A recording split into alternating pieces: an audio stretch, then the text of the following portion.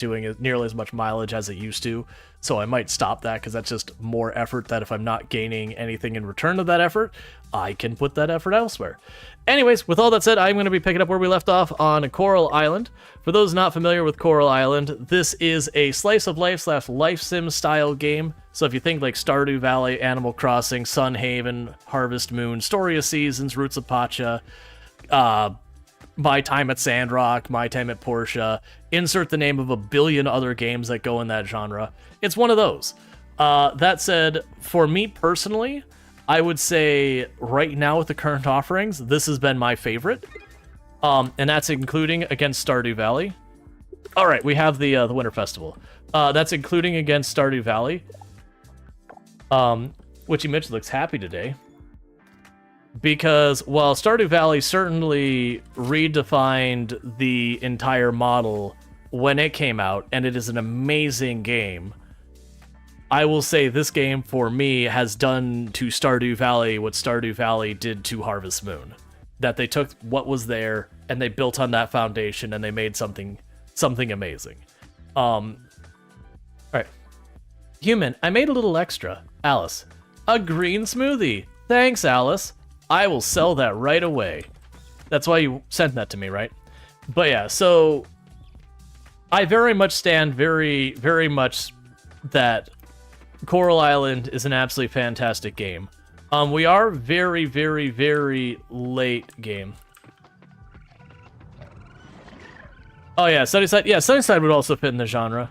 I need to clear all this out. Sunnyside definitely fits in the genre. To me, and it's probably better now, but unfortunately when I played Sunnyside, it had a lot of issues.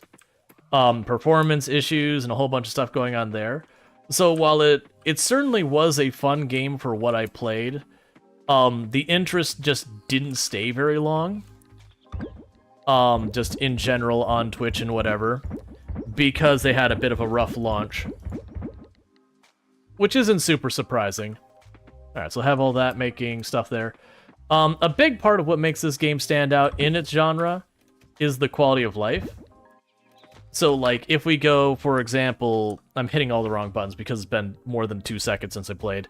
If we go to, like, the quality of life here, you can favorite a character, so this is the character we're romancing. So because I favorite it, she'll always show up first here on that area. But I could go and say, oh, where's Eva? I need to find Eva right now. Okay, Eva's at the inn. So I know exactly where Eva is. And I can also look at the map and it'll say, hey, this place is open from this hour to this hour. Like, there's no question about it. I don't have to, like, memorize a schedule or, pull up the wiki or any of that kind of stuff, which is a really big plus in my book. Because I can tell you, while I definitely did that for Stardew Valley when I played that back in the day, do I miss it? No. Wow, Dane looks happy today. You guys say you've not seen a single coral on this island? That's because it's in the water. Coral's an aquatic thing, and there's plenty of coral around the island. There's no shortage of coral around here. Literally, you clean the coral. That's a primary game mechanic. Alright. But yeah, so you just got like all sorts of convenient quality of life things, and you unlock more of them as you play. So like, we have this computer, which is a very late game thing. So when you're trying to like find all the insects, it'll show you where the insects are located, what times of day they're there and not there. It doesn't help you get better at catching them. You still got to play the skill, have the skill and all that. But you can look and just go, where are things, and get that sorted out. But yeah, so we're working on all that. There's a lot to the game that they've done a lot of excellent things. I'm just sorting inventory here real fast. The festival we got going on, it's the Winter Festival. It's the same general idea as Stardew Valley's one. It's like a night market kind of thing. The game definitely does borrow heavily from the ideas of other games in its genre, but to their credit, so does pretty much every game in the genre. Hey, could you get off the auto collector, please? No, don't get on it. Hey. There we go, 1 second. Nope. I'm being trolled by manimals. There we go. Alright.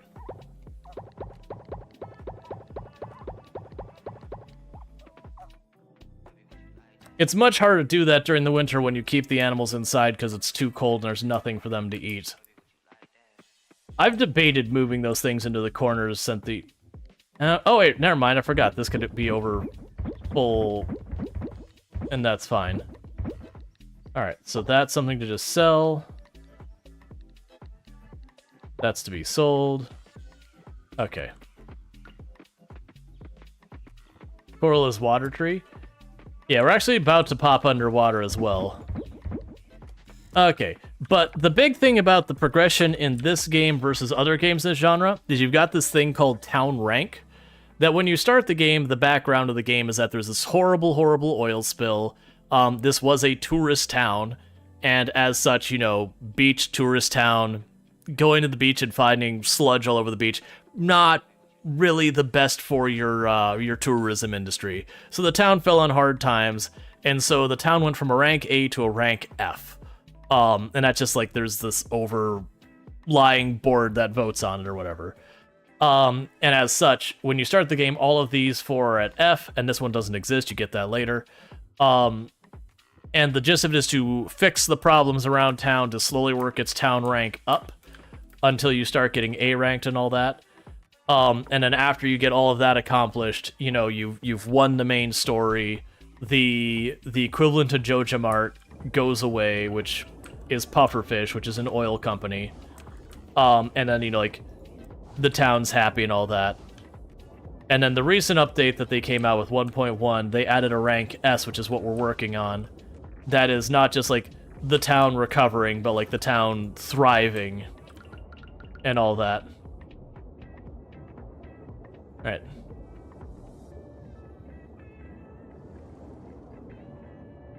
You know, let's try to think about it. Say for other folks, doesn't this town have horses or cars in terms of accessible areas? So, the town, they never depict there being any vehicles of any kind in the town.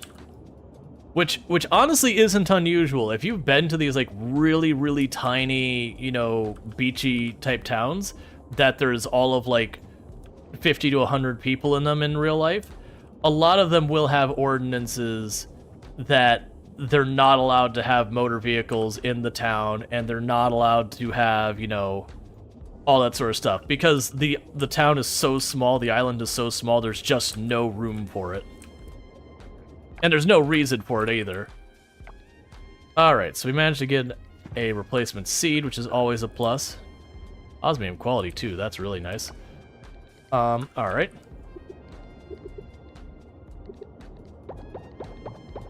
And there's certainly discussion to be had around, well, is that good, bad, or otherwise for accessibility needs, and yada yada yada. There's certainly a meaningful conversation to be had there. But as far as, like, you know, in real life, a lot of times it's a very pragmatic thing of you just don't have the space to accommodate motor vehicles and all that. There's no gas station on the islands or anything like that. And so owning a car there would be extremely difficult. And I know a couple places like that. I think one of them was called something like Happy Harbor or something like that. Let's see, so are you a merman or just really good at holding your breath? At this phase of the game, we are technically a merfolk. There is a part that we unlock that stuff. Oh, we've already maxed out our seeds. Okay, so they're already osmium quality. I don't even remember where we're at so far as unlocking our seeds. Let's go check in that. Because I want to unlock the seeds that we don't already have unlocked, but I also need to drop by and get other stuff done. Yeah, so I need 10 more of whatever that is, the pink coral one. I need 26 more of these, which I've got a ton of those planted. I need 25 more of those ones, which I don't have any. I need 14 more of the sea spuds. I need 5 more of the sea lettuce. And I need 23 more of those. That said, I have decided I'm going to not necessarily prioritize unlocking all of those past the unlocking the underwater mural, whatever they're called. And it's all like super late game stuff. But yeah, no, at the beginning of the game you have like a scuba diving mask thing Now, in real life, it wouldn't make sense, because it's just like, it's a little rebreather, there's no tank to it or anything. But it's a video game, so who cares? Am I in the right place? Yeah, this is where I need to be. Alright. So, I just need 3 of the Twin Shade Sea Leaf, and then that'll be good. So we could sell all of the rest for now. Alright.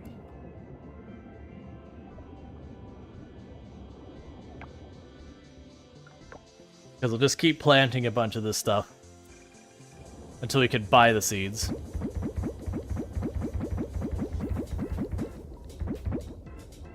Do I have any places? Yeah, I got some places that are open harvesting-wise.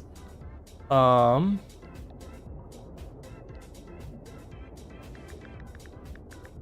some seeds to put down.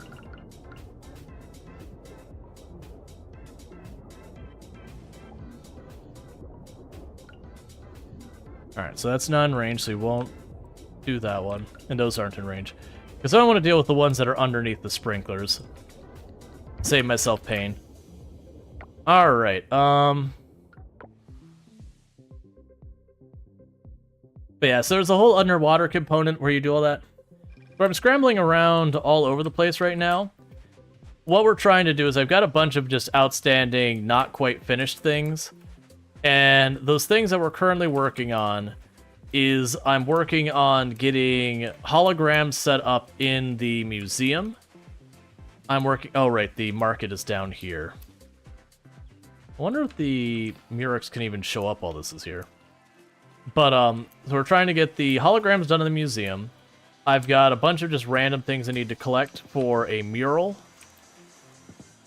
We are looking at trying to unlock that thing you saw me go to a minute ago where I, gave it a couple of flowers or whatever. I'm trying to unlock that thing. Okay, there's a Murex. There's a second Murex. That's great. Because that's the things I need to unlock more seeds.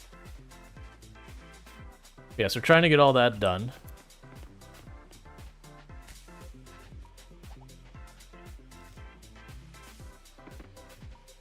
Alright.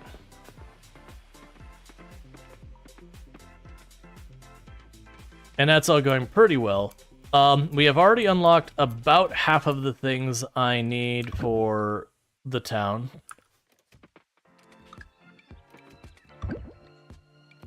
Okay, and the Murex was here. We were dropping those.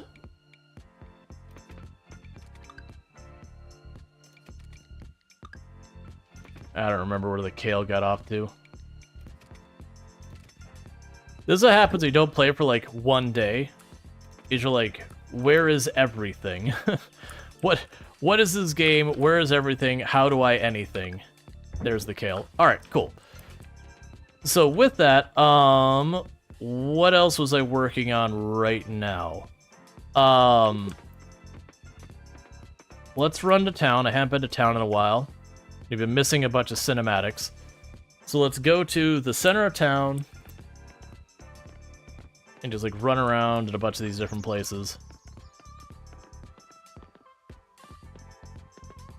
Because what I'm trying to do as well is... There's a cinematic I'm missing with Yuri, which is why we haven't been able to get married. Because you have to see everyone's, like, backstory before they let you go through getting married and everything. And so I'm just trying to figure out where I've missed that. And I could look it up, and I haven't yet, but I'm also not far from just looking it up because I'm running around aimlessly. Alright, let's go up to the Lake Temple, see what I'm missing here. Because I know I'm missing durians, I'm missing mangoes, I'm missing, it was like, mangosteens or whatever. Yeah, so the mangosteens I need 8, the durian I need 8, and the mangoes I need 8. We've got all of those planted. I need these 2 recipes, which I don't know what I need for those, and I've been told you can't get those normally, which I'm not sure about. And we got all of these going, we're just basically waiting till the animals hit that. So that's basically locked in. It's just a waiting game for most of that. Other than those 2 recipes, I gotta figure out where the heck I get those from. We've got the museum, which I believe is currently working on a hologram for us.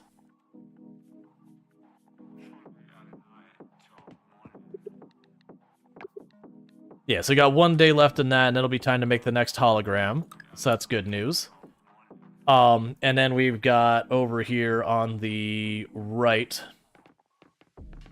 we've got the attractions, which I think we have 1 day left. I honestly think like the attractions are going to be done first, which is not what I was expecting, but it's where we're at. Because I've got all those ones built, I've got these two going, I've got 1 day left in that. So the pool will be the next one. So it's the scrap floor and the solar panels. We've got more enough stone to handle that. So I need scrap. So let's make sure our machines are running so we can get the scrap and get all that sorted out.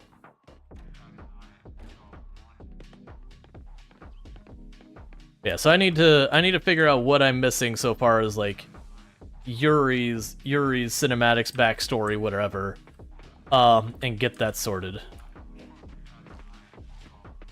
Alright, you're still producing the pink diamonds. That's fine. I took those ones off of the auto chest for now. I've lost track of what I'm doing over here. Let's see here. There's some mayonnaise we can get rid of. The cheese wheels. I need more aging barrels hooked up to that.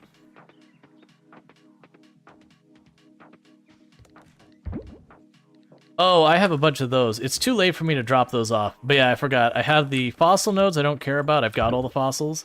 But I'm still missing a singular artifact. So we do care about that. I don't want to run home right now. So we can do all this.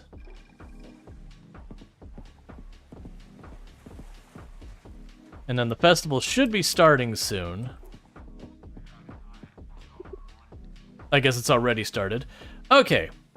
So with all these, I can get myself some merit points or whatever. So we're going to quickly do the trivia. It'll take us a bit of a time. You only do it one night. You hate that there's a smooth cam mod for that? That's an angelfish. I mean, just don't get the mod. It existing doesn't hurt anything. That's a shrimp. That's an amperam. That's a clownfish. That is a blue tang. Grouper. Crayfish. Red, ruby red dragonet. Giant stingray. Flower horn. Cobia. Ooh, that is yellowfin tuna? Okay. Yeah, so I've done this enough that I remember almost all these. That, polka dot batfish? Okay. I was thinking it was the mud skipper. That is a bluegill. That's actually one of the only fish that I'm missing because I found it. I didn't catch it, so it didn't count for me catching it. So I gotta get that sorted. Cool, perfect score. Give me this.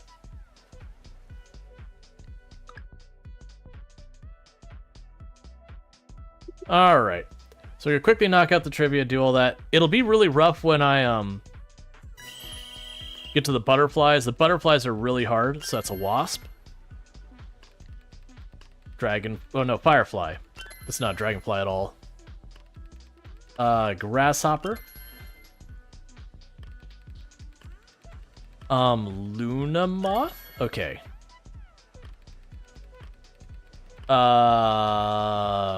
Crowned hair streak? Okay. I was thinking it was the bird one, potentially. Striped garden caterpillar. Soldier beetle. I think that's just a moth. Okay. I've done this trivia a lot. Harpist? Okay. I was split between that. That's a violin beetle. That is a hickory horned? No. Alright, that's fine. You can get a couple of these wrong, it's not a big deal. It's either pine vine or birdwing. Okay. I think that's you? Alright. That's man-face stink bug. That's a monarch caterpillar, I think? No, it was the eastern whatever. And if I lose all my hearts, it just means I get what score I got there. But as you can see, I was still plenty ahead. But the reason we're doing that, it's giving us 11 merit points per trivia we're finishing, and being able to get the not like the 100-something points right there is big. That is a cannonball jellyfish. That is a hermit crab. That is a yeti crab. That is a blue lobster. No, that's a cotton candy lobster. Blue crab. That's a blue lobster. Common starfish? Welk? I would pull you all to help with this, but it's on a timer. So by the time you got Crown of Thorns. No, it was the other one, the third option. Pink meanie. Yeah, so it doesn't give me a chance to like pull. That's the mauve. Horseshoe crab. Horseshoe crabs are really cool if you get to find them in person. Ooh, I think that's an atolla.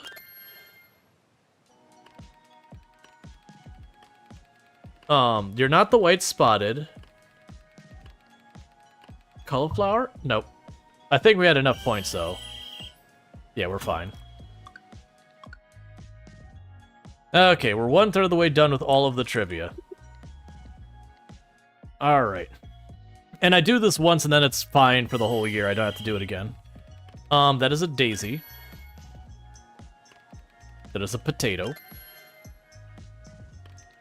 That is a... egg? It's a duck egg. That is a large duck egg, because the other one was a duck egg. That's a strawberry. Ooh.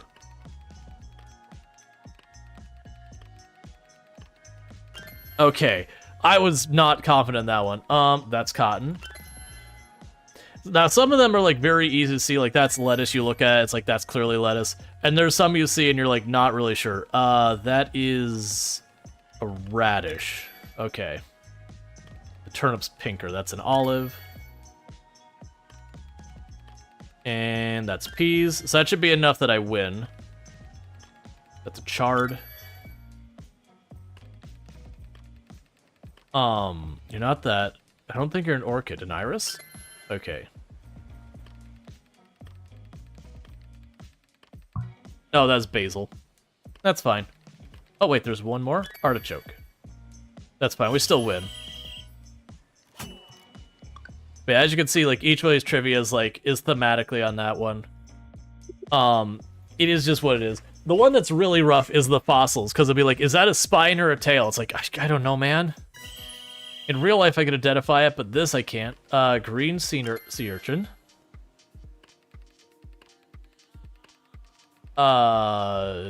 Daffodil? Okay. Purple sea urchin. Green lip mussel. That would be bamboo. I think that's the Bellion oyster. Okay. That's a murex. We've been looking for those constantly, so we definitely know what that looks like. That's the current coconut. And it's one of these two. I got it right. It was a 50-50. That is a tea berry.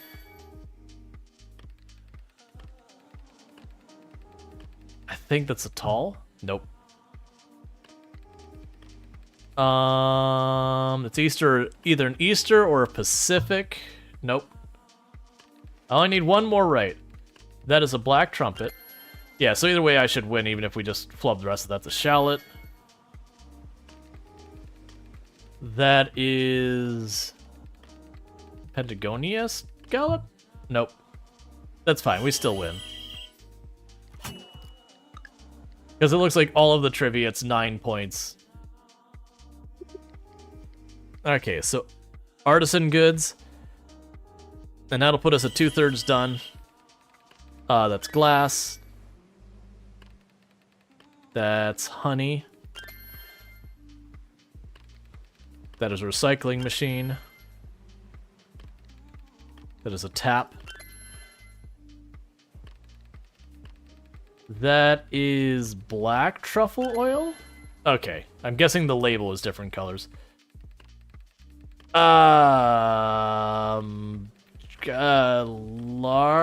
No, goat butter. Okay. That'll be mayonnaise.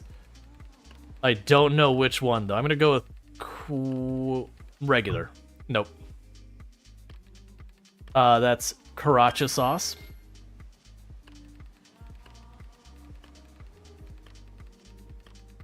I'm gonna say large salted. Okay. It's definitely a duck egg because of the color.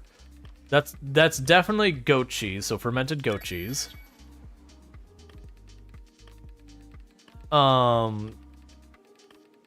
Gencha coffee? Nope, it's probably aged Gencha coffee. That's maple syrup. And either way, we can win from here. That is the one that transmutes, not the one that duplicates.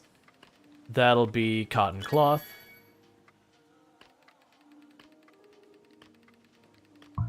Nope. That's fine. Alright. Home stretch chat. I do apologize about like all the trivia back to back to back. If it wasn't so valuable, we wouldn't be doing it. Alright, fossil, start fossil trivia. This is the worst one. Spine. Okay. Spine. Okay. Torso? Alright. That's clearly a skull. Spine? Alright, we're getting lucky that all these are spine, and I'm just going with that. Now you're being mean. I'm gonna go with a Stegosaurus tail, but I don't feel good about it. Mesosaurus spine? Nope.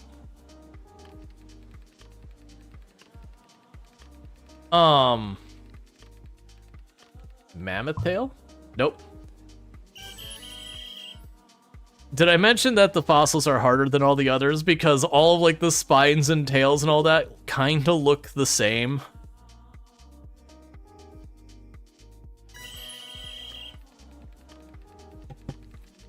Okay, so spine. I don't think it gives you the same ones every time, but it's... Okay, maybe it does. That wouldn't be that interesting. Okay, that's definitely different than last time. I'm gonna go with the Gallimimus. Okay. Is that or the mammoth? So that's clearly a leg based on the picture of the model there versus the picture on the wall. That's a skull. I only need 9 points.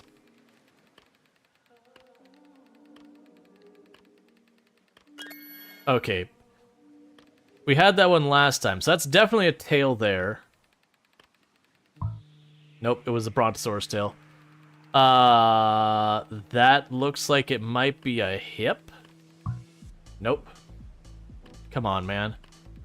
That is definitely a pelvis. Nope. This is one of the only ones I don't like, is just the fossils.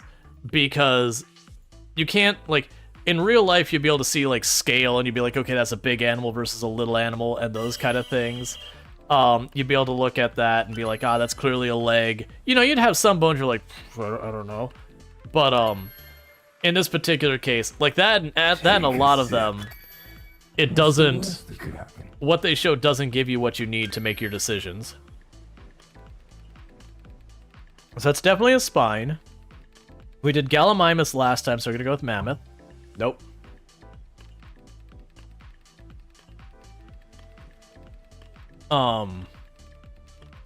Hip?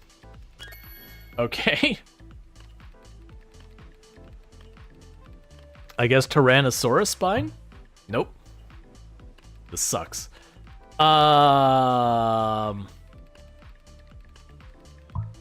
Nope.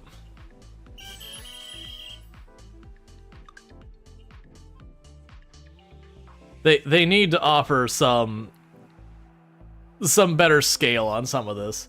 And it's weird, because I actually have a few that do have scale. We have a giant head up here and all that. So it's definitely a spine. So it's almost getting, like, the right combination. So The picture on the top right doesn't make me think spine, but that in the table makes me think spine. That's a pterodactyl skull. That's a torso.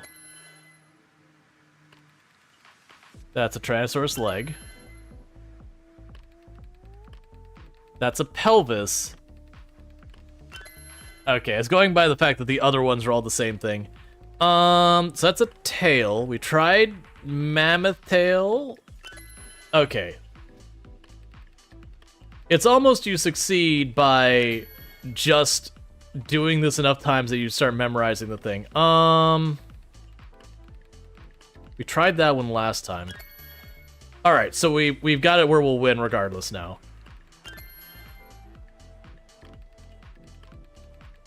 Tyrannus arm.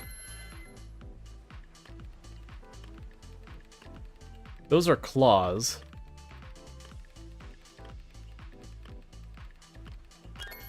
I got it right, which surprises me. I don't know.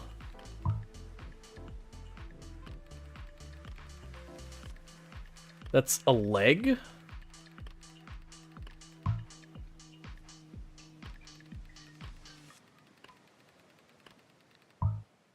That's fine. We got our 12 points. We still won. So at least we get to move on. Because that's easily the hardest one in the entire thing. Is just all the fossils. Because you'll see this thing that vaguely looks like a spine. You're like, is it a spine? Is it a tail? What animal is it from? I don't know.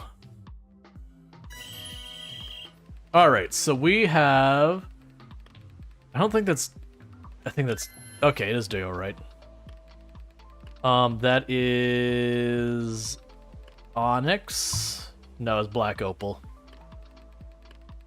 That is moons. No, it's marble. Oh no, that's marble. Okay, then I would have been wrong either way. That is a mystery geode. That is jade. That is crystal.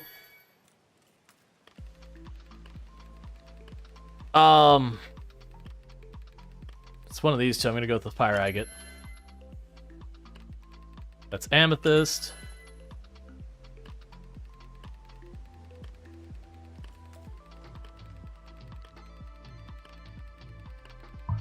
No, it's just a regular opal, I think. Alright, well, that's fine. That'll take me 1 or 2 goes. It's this right one here where you just got to identify a bunch of these. All this is, for all purposes, is just memorizing the graphic and going, what's the name of that graphic? A lot of them are very intuitive where you look at it, like, it's very clearly what that is. It's a geode, it's red, it's a fire geode. But there are a lot of these that you look at and you're like, I wonder if I know. Like, I don't walk around and be like, that's Daorite. I recognize it. Very clearly, that's Daorite.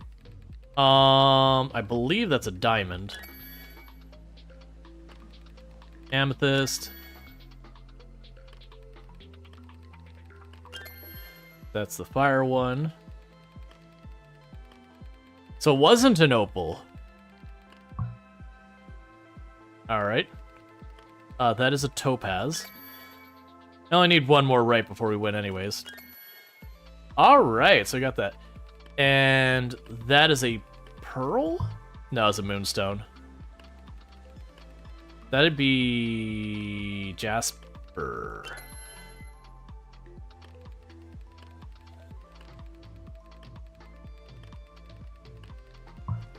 Nope, that's fine. We still won.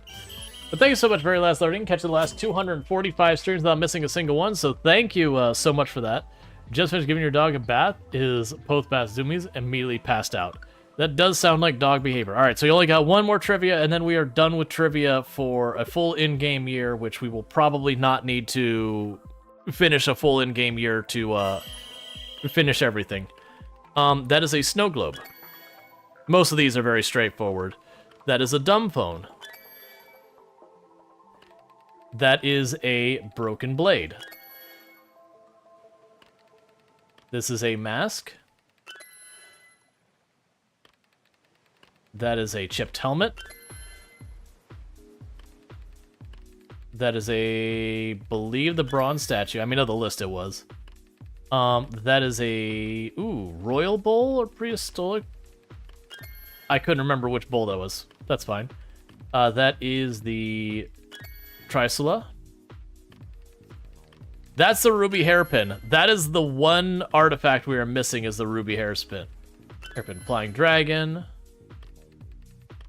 Gold earring, I believe. Moonlight earrings.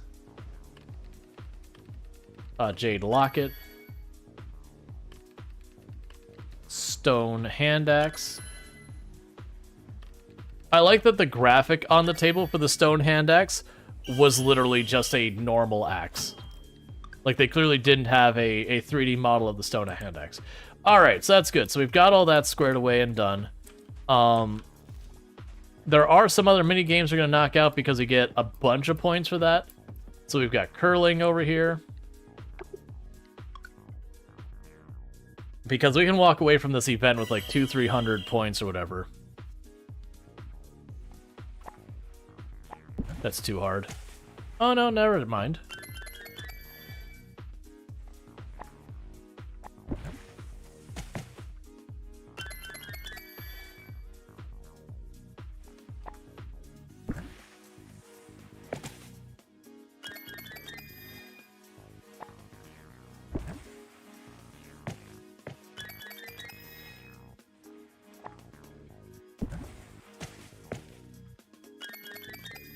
Nothing but perfect scores.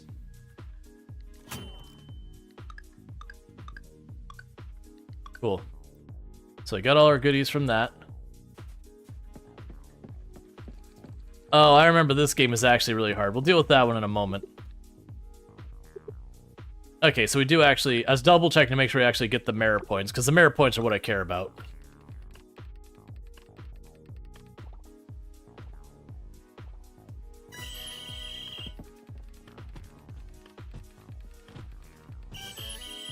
Alright.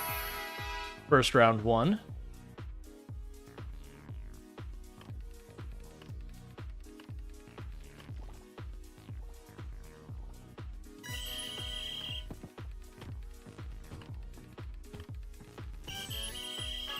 Alright.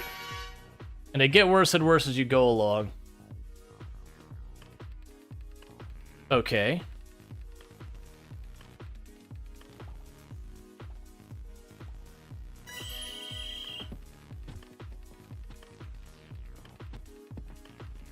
Nope.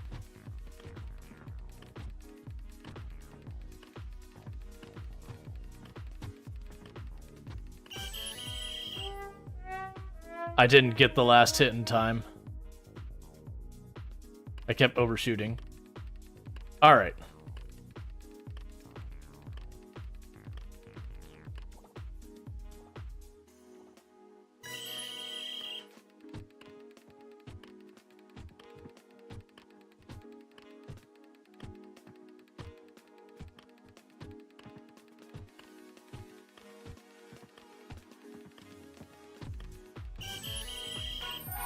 Okay, doesn't matter because that's still a win.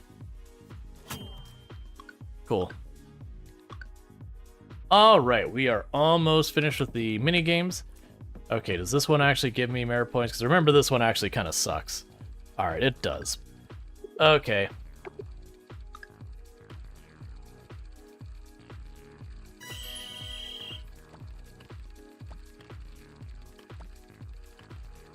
What? Oh, I'm hitting the wrong button. I was like, why is it not doing?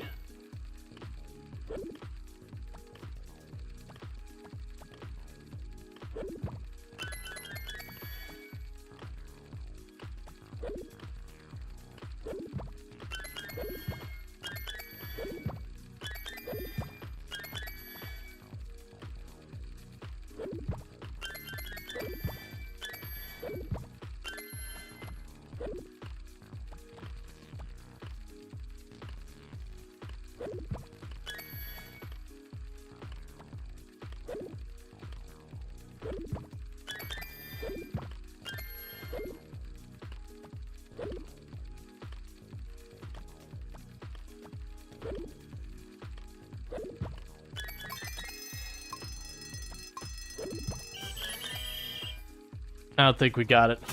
Yeah, we were off by quite a bit, actually. Alright, we'll only do one more attempt in this, because I don't want to fight this all day. It is a game that can kind of mess with your motion sickness after a minute. And it is also one of those ones that it could just be kind of annoying to... I keep trying to use space instead of the left click, and it doesn't work, in case anyone's wondering.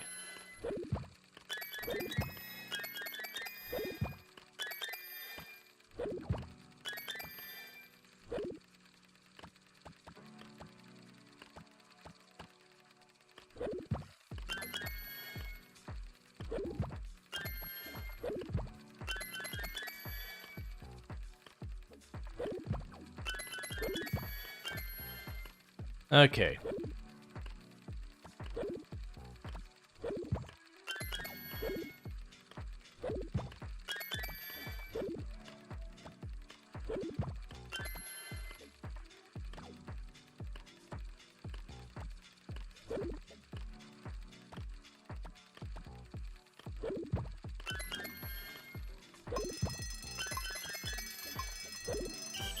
Alright, we got a near perfect score that time. We were only missing a couple. Alright, cool. So we got the last one. So that's good news. Alright, so we're good there. There's no more games this way. We've got the shooting gallery game, and I think that might be the last game. But yeah, like, this event, you can get something like 500 points or something like that.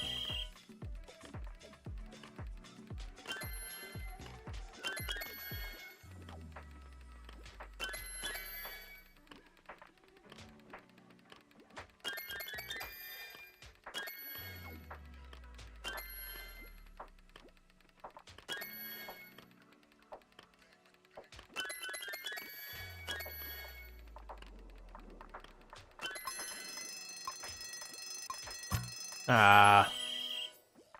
I wanted 20. No, literally, we would have won had I not done that last shot. Because a tie is a win in this game. Oh, right, it's over here. You can shoot the targets when they're not folded, it's just you can't see what they are.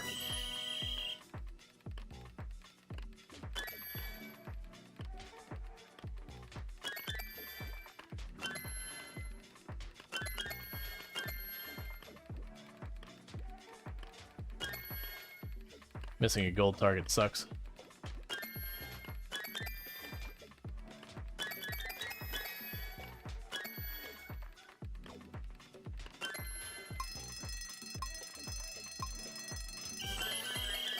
Alright, I got it. That won it for us. Cool. Okay, so that gave us another 100 merit points or whatever it was. And I think that's it for all of the mini games down here. We're not going to bother talking to everyone here. This festival's a little bit weird, and it's not quite the same as all the art festivals. Alright, so you don't have anything here I care about.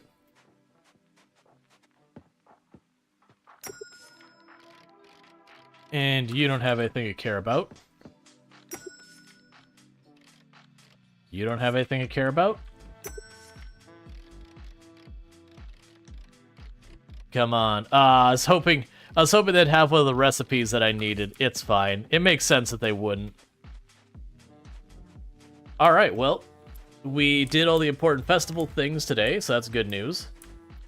We already got the Murex we were going to be able to get today. We got all our prizes. We finished all the things that we can get merit points for and all that. So there's no reason for me to go to the festival over the rest of the time, because I don't think their inventory changes enough for me to care about it. Okay, so that's at least some good news.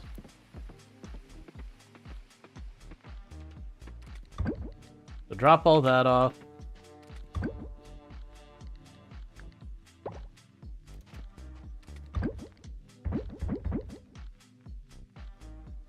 I won't worry about that right now.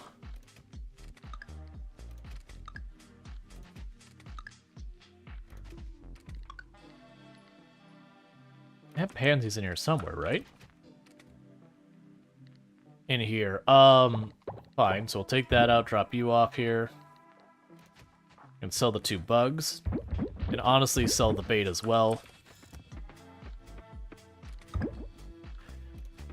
Okay.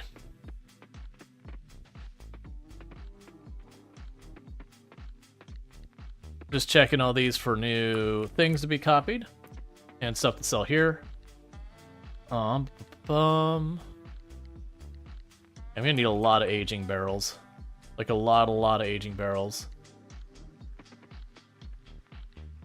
And you're all out of supplies. So let's see what we've got that I might need to grab for upgrading stuff, because I need is 15 gold bars, so I'm short on gold bars. So let me see if I can't run to the caves right up here. We're not gonna go for like the actual normal cave or the caverns. I just want to pop in here, see if we can't snag some gold ore real fast, because I'll need 15 gold ore to make the solar panels for the thing tomorrow. I also really needed scrap, which I hope we're making. But we'll see.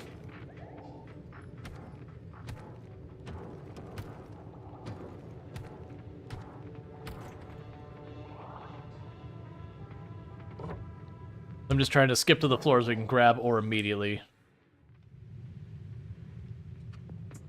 We're dealing with some limited time here.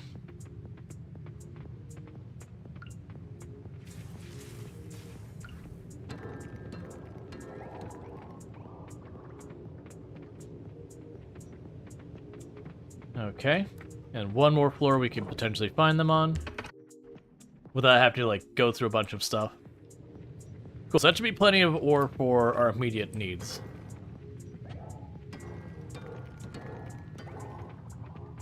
Because that's 6 bars worth. Alright. Why does it feel like I'm endlessly sinking in this chair? So with that, we can toss all this in to start it smelting. And then we can also take a check to see what we've got going on so far as our salvage stuff. Because, or sorry, our scrap. If I don't have enough scrap, it'll be time for me to go and grab trash. So I've got 155. I also need glass, and I need more of that. That doesn't help me. Why aren't you in there?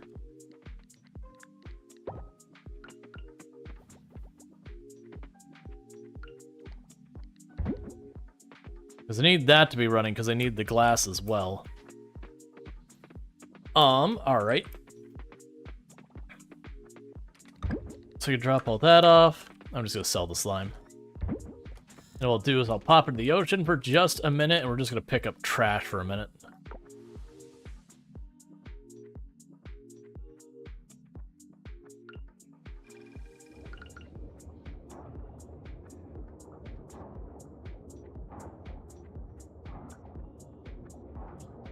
Because then we can get the coffers, and I need scrap and trash.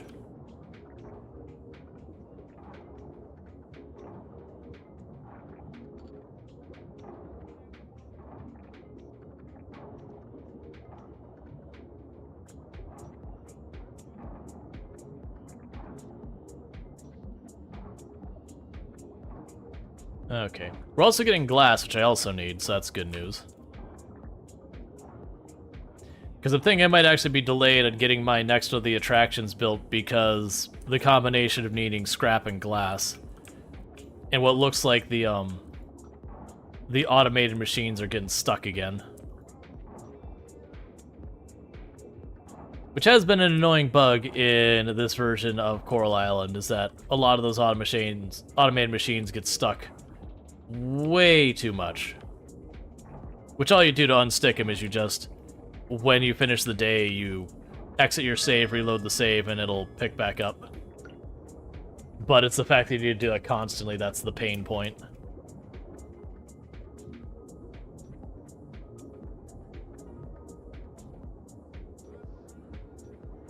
Alright, Pig, you have yourself a good lurk. Thank you for lurking. Alright, so you run over here, drop off the trash real fast to get our scrap going and all that good stuff. And then in a minute, I'm going to adjust my AC because I am slowly cooking alive in here. Alright, so drop all of you off.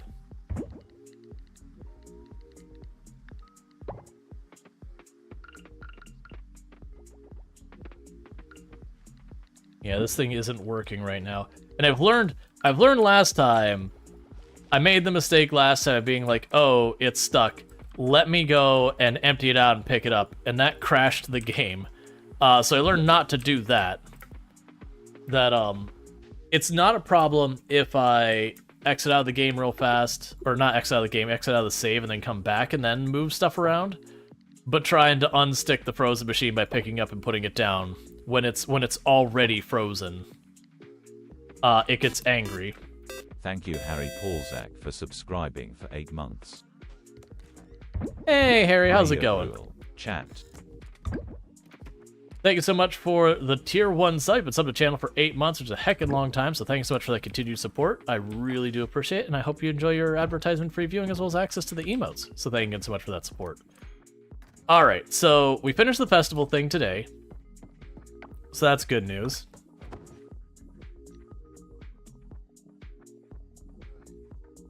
Alright. Yeah, so you got 500 merit points. So that was all that stuff we spent doing in game today, like all those little mini games and all that. So that's why we took the time to do that.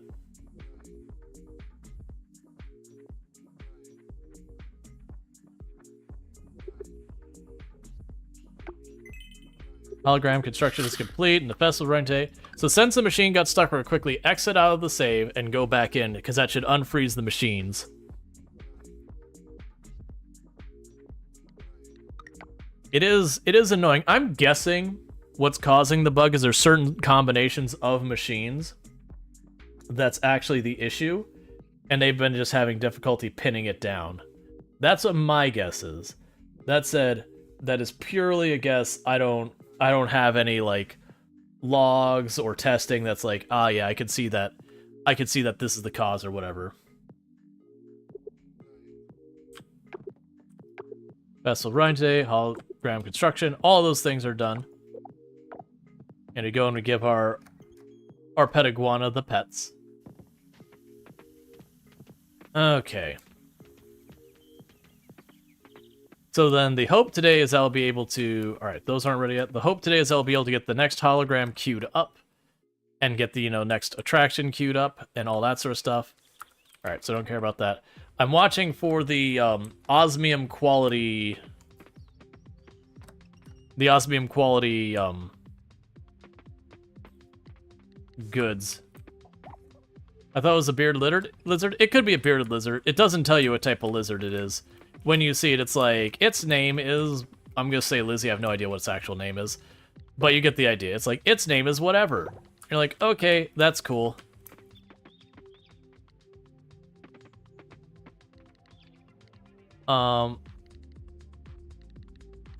Alright.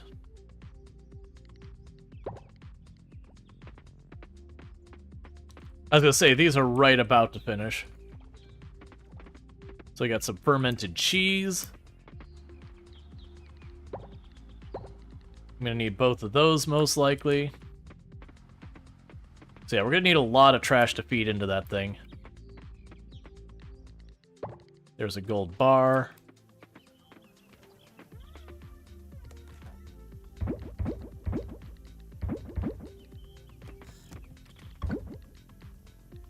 Right, and we're waiting for an osmium kelp to upgrade our animal produce. That's one thing. So I know I need 2 bars. I can't remember if it's 2 or 3. I need some number of batteries. It doesn't matter. I need glass. What else do I need for the dinosaur? I need the... Oh, right, that's right. I need the, It'll be over in these boxes, I think. I need the illumination ring, and I also need the bones. Or the fossil prints, whatever they're called. Okay, so that should give me what I need for the hologram that I already just have sitting around. Oh.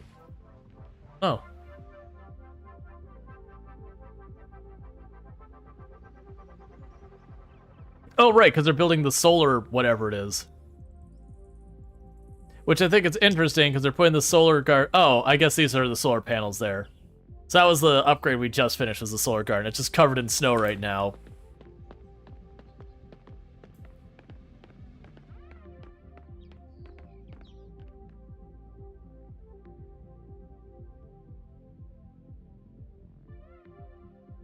All right. Now, where we left off with Yuri's stuff is Valentina, the little girl in town. She had hurt her leg. And, you know, Yuri being the doctor looked at. Cool, so we got everything. I actually brought a couple extra materials, but that's fine. Alright, so that puts the next dinosaur on the list.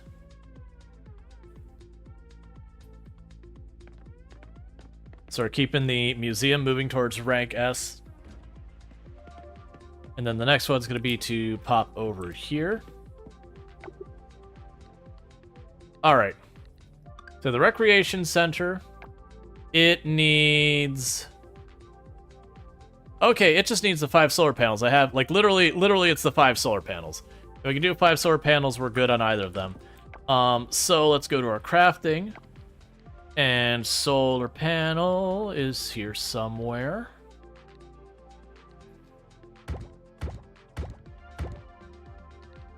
I can make 4. So let's see if I can't get one more gold bar. Oh wait, we have the automated machine. We could probably go over there, grab a gold bar, make the solar panel, grab the rest of the materials I need, and get all that kind of stuff. And that'll be good news. First playthrough? No, not even close. That said, well, I mean, okay, so it's the first playthrough for 1.1. We're pushing the rank S. I've definitely played this a bunch as it was working along the way. Really? So we have to wait a minute for that gold bar to finish, and then we'll be good. What was the other thing I was grabbing? Oh, I was gonna put the dinosaur costume on one of the animals. I want to see if I put on something really tiny how it looks. Apparently I cannot. Which is fair. But I was thinking we could, like, run up to, like, the little chicken and give it, like, a Mesosaurus costume or whatever.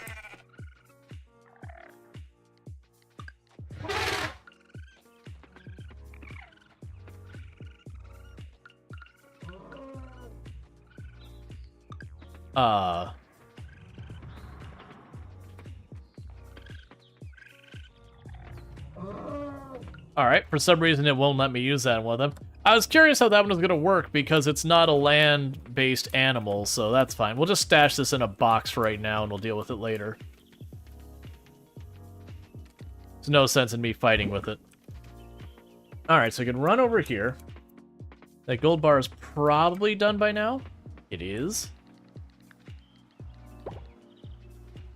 And so with that, I can make the last solar panel I need.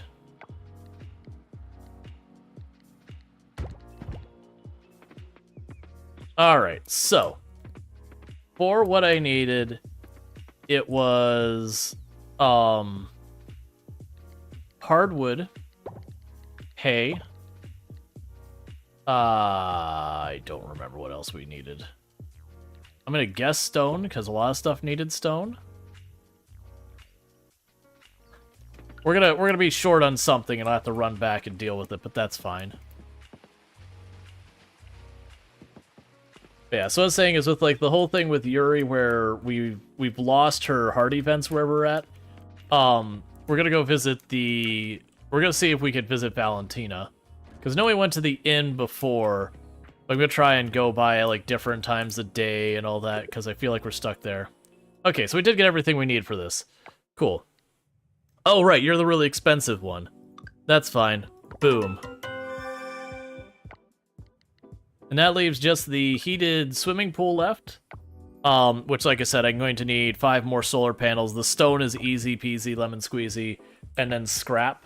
So the attractions, as far as those 7, are basically in the bag. The 3 after, I can't see what the requirements are quite yet. I'm thinking that we won't get access to those until we rank Town S. That's my guess. But we'll see when we get there. Cool, so we've got all that sorted. Let's drop by the inn. Oh, I still need to deal with my underwater crops. We'll drop by the inn. We'll switch over to the underwater crops. See what we've got going on down there. And keep moving forward with things.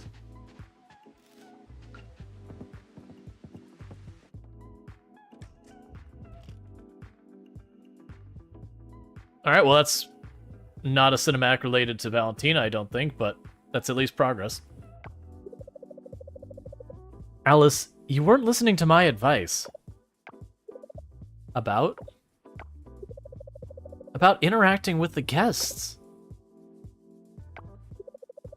Remember that woman last week, the one who was about to fall asleep right then? And there while you were checking her in? She was probably tired from her trip. Still, you should be more engaging. Speaking of, I've got something for you. Let me guess, a public speaking class. No, though that does not sound like a bad idea. It's your new uniform. I told you you look too bland. Some of the guests don't even realize you're one of the staff. Suki, I can't wear that. Why not? Look at it. It's so loud. That's the point? Hear me out. The guests have to be able to spot you when they need help. But... And not to worry, I got a uniform for myself too, so we'll both look like staff.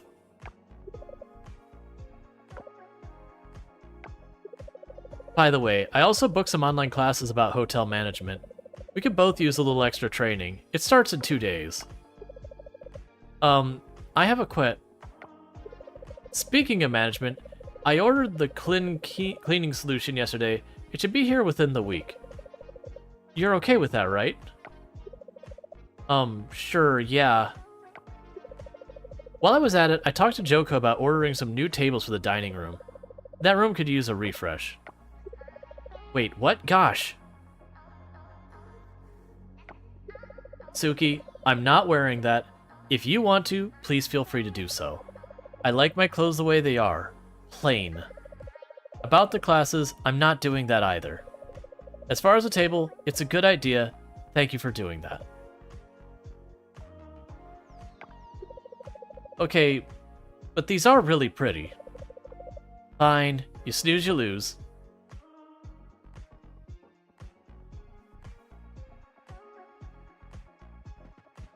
Alright, so Valentina's room is one of these back here. I'm curious if the reason why it didn't do anything last time is that, like, I actually need to, like, go into the room or something. I don't know if that is the case. Oh, it's probably this one. It's got a bunch of toys in it. Nope, nothing happened. Alright, we'll see. Check the kitchen, because we ran into that problem with the last playthrough when I was romancing Eva, that there was, like, I had to go into the kitchen for it to count it. Oh, no, that's 100% Valentina's room right here. Absolutely no question about it. Alright, well, regardless, it didn't happen. There's a good chance that... I'm wondering if I step out, well, no, because I think it'll queue up multiple events. That's my guess, is because people kept... Well, never mind. Oh, perfect! That's what I was going to say, is because people kept being like, you should go by the inn. You haven't seen the thing at the end, and I kept going by, and it kept not happening. Well, your big toe looks fine, and it doesn't hurt anymore. How are you feeling? I feel fine. My foot stopped hurting a long time ago. Thanks for checking up on me. No problem. Now I can go off. So now you can go off on your next adventure. Just be extra careful on rainy days, okay? And, eat vegetables, they're good for you. Okay. I think she wanted to say something else. Valentina's fine, so my job here is done. I'm off to work now. See you around. Cool. Like, I didn't know... I mean, I figured it was going to be a check-in, because people were dropping lots of hints Alright, so the information we've learned is with cinematics at locations, only one can play per visit. Or whatever. Which was not something I had considered. That would explain why I wasn't seeing the event I was expecting. And then the other times I probably was just outside of whatever the window is. Oh, we need to check for Murex. And then after we check for the Murex, we're going to go deal with our aquatic plants, because I've totally forgotten to do that. The good news is now that I have the sprinklers set up, if I miss them, it's not the end of the world. I've got a couple that are outside of the sprinkler range, but with the, or not sprinkler, but like the sun whatever things that effectively do the equivalent of watering for the crops there. Alright, so nothing here. We don't need to do anything with this today. We did it all yesterday. But as long as we keep on top of that, that'll be another thing that's working on. The next, so I've got everything lined up with the trees outside that I know to check inside the greenhouse trees for their stuff whenever the outside ones have got a harvest. Alright, so we've got you all. Alright, so that should be good news. And we don't need any fish. I only have, like, a couple... Oh, right, we also have the coffers to break. Let's go ahead and pop the coffers, too, because those I can actually do in a wider time frame than I can the rest of this. So if we pop up here, we got our attractions being built. We've got the holograms being built. We're working on a bunch of the other stuff.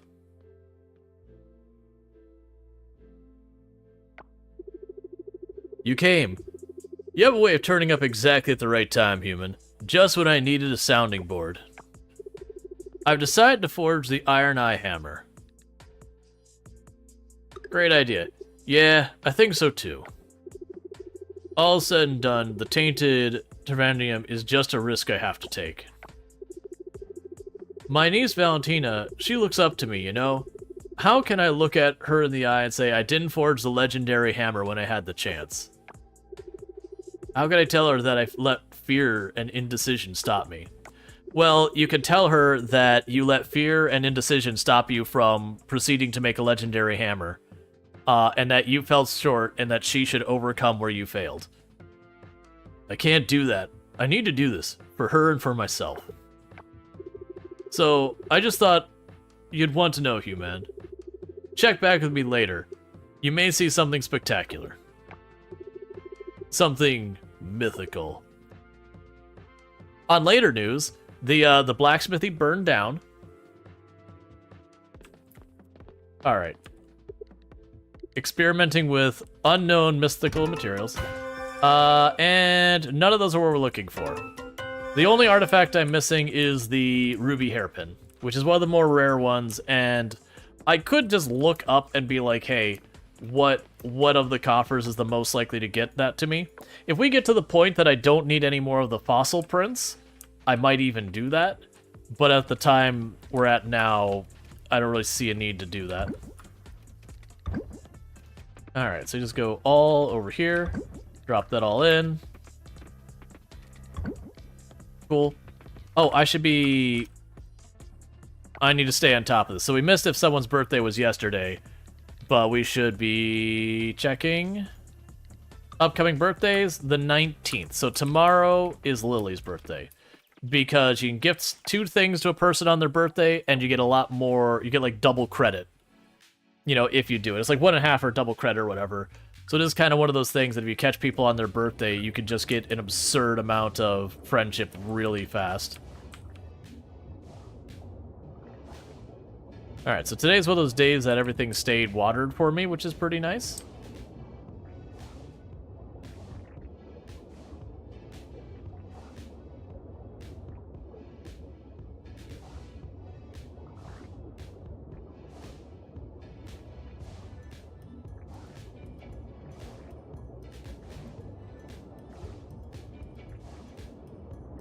Alright, we got a lot of plants that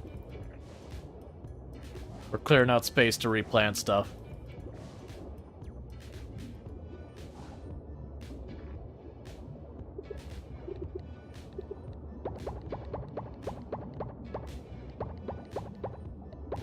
So I need 3 of the twin shade. So I'm really hoping one of these has the other twin shade for us. I don't think they will. Because if we get 3 twin shade, then we're good to go. I'm hoping that I missed one of these that's harvest ready. It's not looking like it though.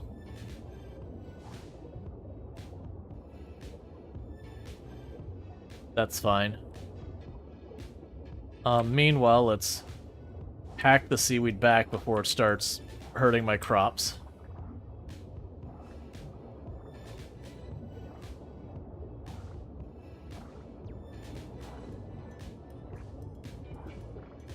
I'm assuming once we finish the first set, we will get the aquatic, like the ranch animal stuff. And I'm worried that's going to be a big holdup for us. Okay, so with all that, I need the sea lettuce. Let's go pop all but the sea lettuce in here first. Or not sea lettuce, whatever the crap it's called. The thing that's effectively sea lettuce. Or not effectively, there is actual sea lettuce in the game. You get what I'm saying. The thing I make with the sea lettuce. Alright, so we can try making more of the seeds that we need. So I need more sea lettuce for that.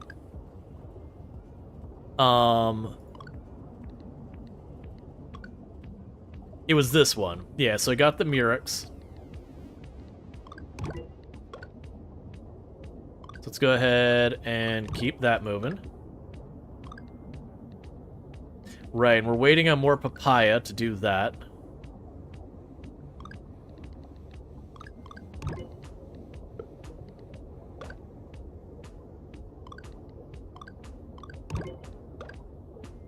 Oh no, this is actually the one I needed. That's fine, because I got materials for this too.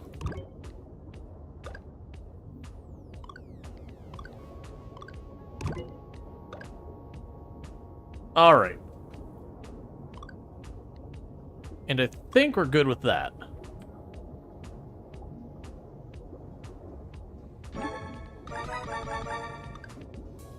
Alright, so we can plant those seeds we just got first. I'm just prioritizing these because these are the ones I need for progression.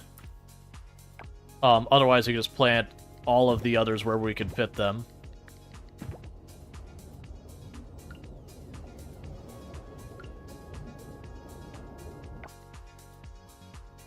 Okay.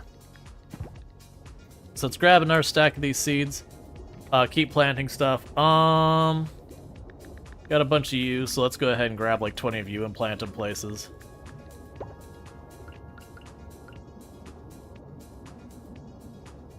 Yep, you're definitely in range. I think all of this area is good as well.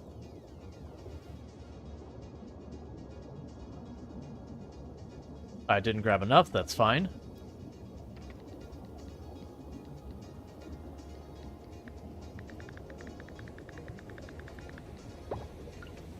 Yeah, so just trying to keep the crops going down here, because we don't know what I'm going to need next. Okay, so those ones over here, let's not worry about water, like replanting those.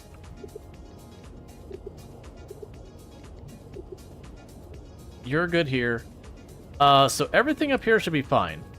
Let's not worry about planting any of the others that aren't covered by a sprinkler, so I don't have to water them every day. I want to get away from that. Okay. Let's see. Breaking news. Coral Island man attempts to forge mythical hammer, goes insane in the process, burns downtown. It's, if you've ever played the old, oh man, what was it? Net hack back in the day?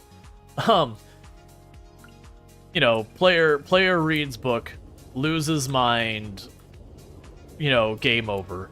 That was one of the things that actually happened in that game, is you could read a book, your character would lose their mind, and it was a game over event.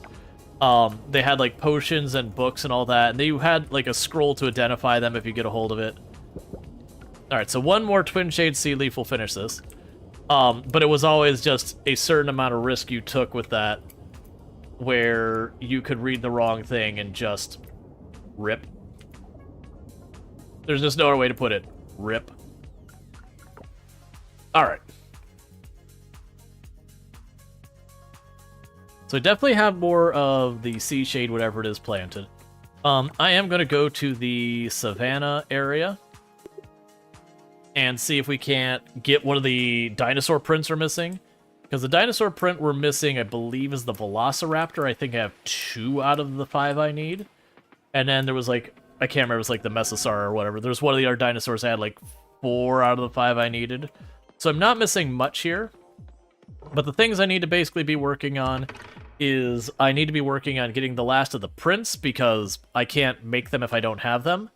And I need to be working on the those underwater plants. Those are my 2 big bottlenecks right now. Everything else is mostly lined up and ready.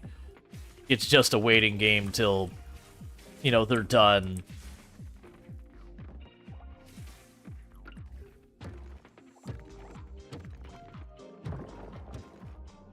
All right. Plus, unrelated to that, one of the only achievements I'm missing in the game is to max out all my skills, and combat is one I haven't maxed out yet. Alright. And so I can work on that. And like once I max out the combat skill, then I'll just turn off combat, because at that point, what does it even matter?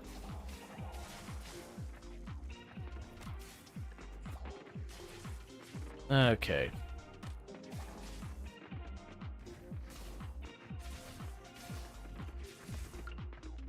Hey, Wowdane, how's it going? I do hope everyone's having themselves a good day and all that stuff. As a reminder, now that we're a little ways into stream, I do have a poll going on the Discord. That basically what I've got is I'm trying to get feedback on games that people would like to see on the channel. So I chose a pretty wide range of games. Some of them are games I have played on the channel. Some of them are, you know, games that I've never played at all. But I'm kind of just, you know, going, hey, we've got, like, right now we're kind of in the waiting game till a whole bunch of stuff drops here over, like, the next month or so. It's a good time to hop back into games that people enjoyed watching in the past, or stuff that, you know, people haven't seen me play that may not be as strategically making sense as normal. I'm still not gonna go, like, way outside of the norm. So, like, if you start suggesting a whole bunch of first-person shooters and all those kind of stuff, there's a pretty strong chance it'll not happen. That said, I had debated messing with, like, Escape from Tarkov PvE mode on the channel. I just opted against it because I feel like it's going to lead to a bunch of discussions I just don't want to have again and again. The same way stuff like the jokes about cannibalism show up in, like, no matter what game I'm playing because RimWorld and all that. That kind of thing alone is like, you know what, I just don't even want to deal with it. But that was the only one that's, like, way out there I had debated, but I didn't put it on the list just because... I mean, it probably doesn't make sense for me to play it anyways, it's just too far departing from my normal content. I was looking to mess with some stuff a bit outside the norm. No intention on going into those genres as, like, a mainstay, because, like, for first-person shooters, the primary audience for that is in the competitive scene, and that's just not even something I'm interested in. I used to play lots of competitive first-person shooter on my own time, but never streamed it. Don't have the interest in doing it either.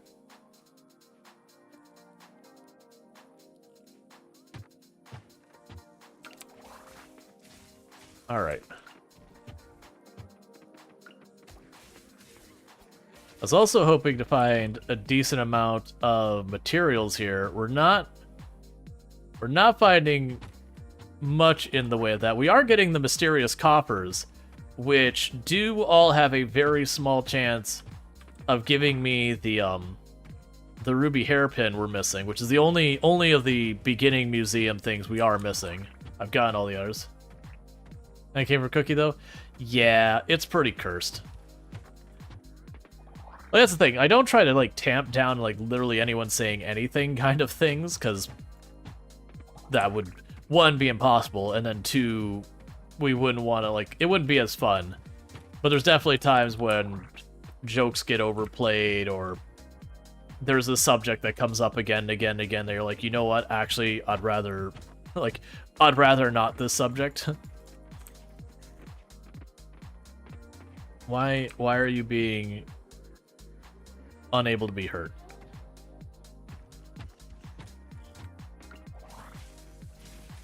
Which is also when you try and be understanding with that, because you'll have someone who like crack a joke, and they'll think they're the first person who's brought it up for that day because they just joined the stream, but they're person number 87 for the day who's cracked the same basic joke, which is where the cannibalism jokes become a thing. That just because of like Project Zomboid and RimWorld and the survival games I played, that some of those features those type of mechanics or tend to attract, you know, that kind of crowd and all that. It does end up being a thing that it just becomes the same reoccurring thing more and more. That after a while you're like, could we not?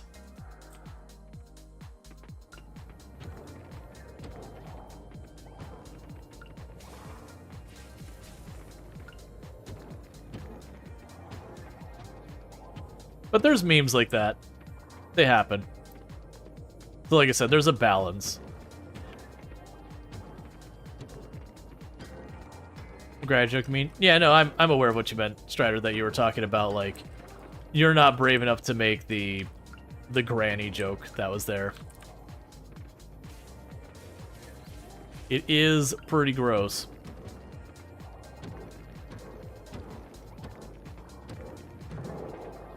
I was right about to turn around and go back, but that's fine. We'll just check to see if there's... Alright, it's way over there. Okay. Because we're basically out of time, we need to head back to the house anyways. Alright, so if I snooze the ads, which are in about 15 minutes now, that should give me about the right time for Tomb to get home before the ads play, so that when the ads happen, I can take my one like proper break for the stream, which is about 5-ish minutes to welcome my wife home and do all that, but that won't be for a little bit yet.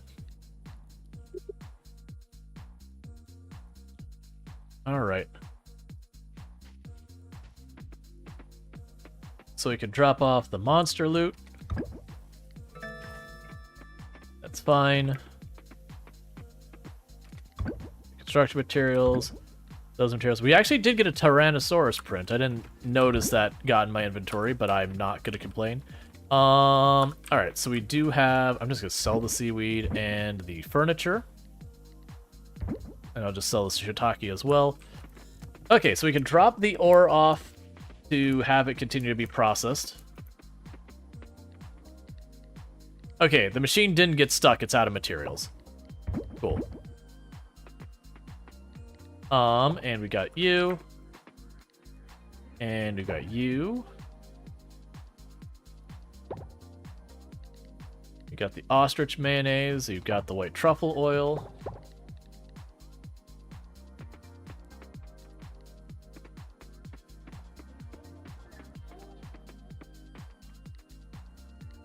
I'm really hoping soon that we get that. So I think the Tyrannosaurus was one of the ones I'm missing. Yeah, there's the Velociraptor, so I need 3 more from the Velociraptor. We actually have the Tyrannosaurus.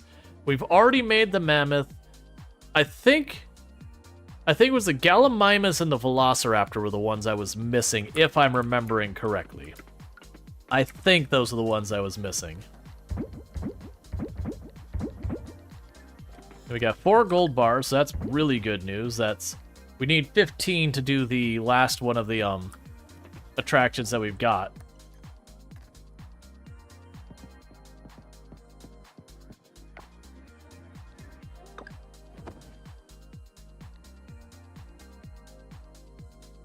Let's see. As far as FPS games, Ready or Not is quite interesting. Looks fun in co-op. I've seen a lot of people playing that. I have not actually looked into the game at all to know one way or another about it in any meaningful capacity. I miss a lot of really good games just because they fall outside the circles. Alright. So let's check to make sure our machines didn't get stuck before we put any other effort into anything. You don't appear to be stuck.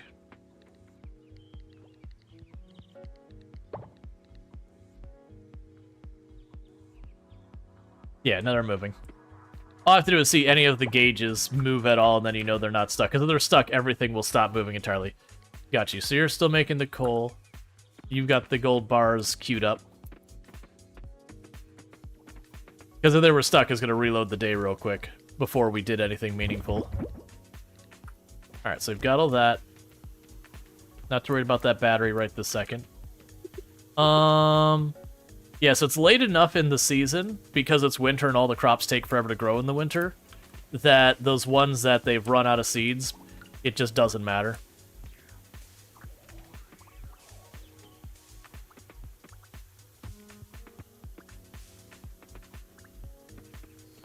Alright, so we've got all our tree fruit. The greater focus on realism and the tactical aspect in that one. Gotcha. That's always a dangerous thing from what I found, is the games who lean into the realism side. Because a lot of them will take it far enough that they depart from what is fun. Not to say it's not the case, but like there's definitely times that they push it to a point where you're just like, okay, but you know, the game's supposed to be fun at the end of the day.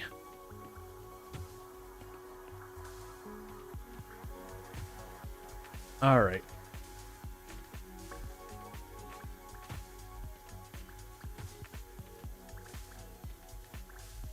Yeah, so those are papaya trees up here that I've got growing in. And then that's the mango and the durian that I'm missing.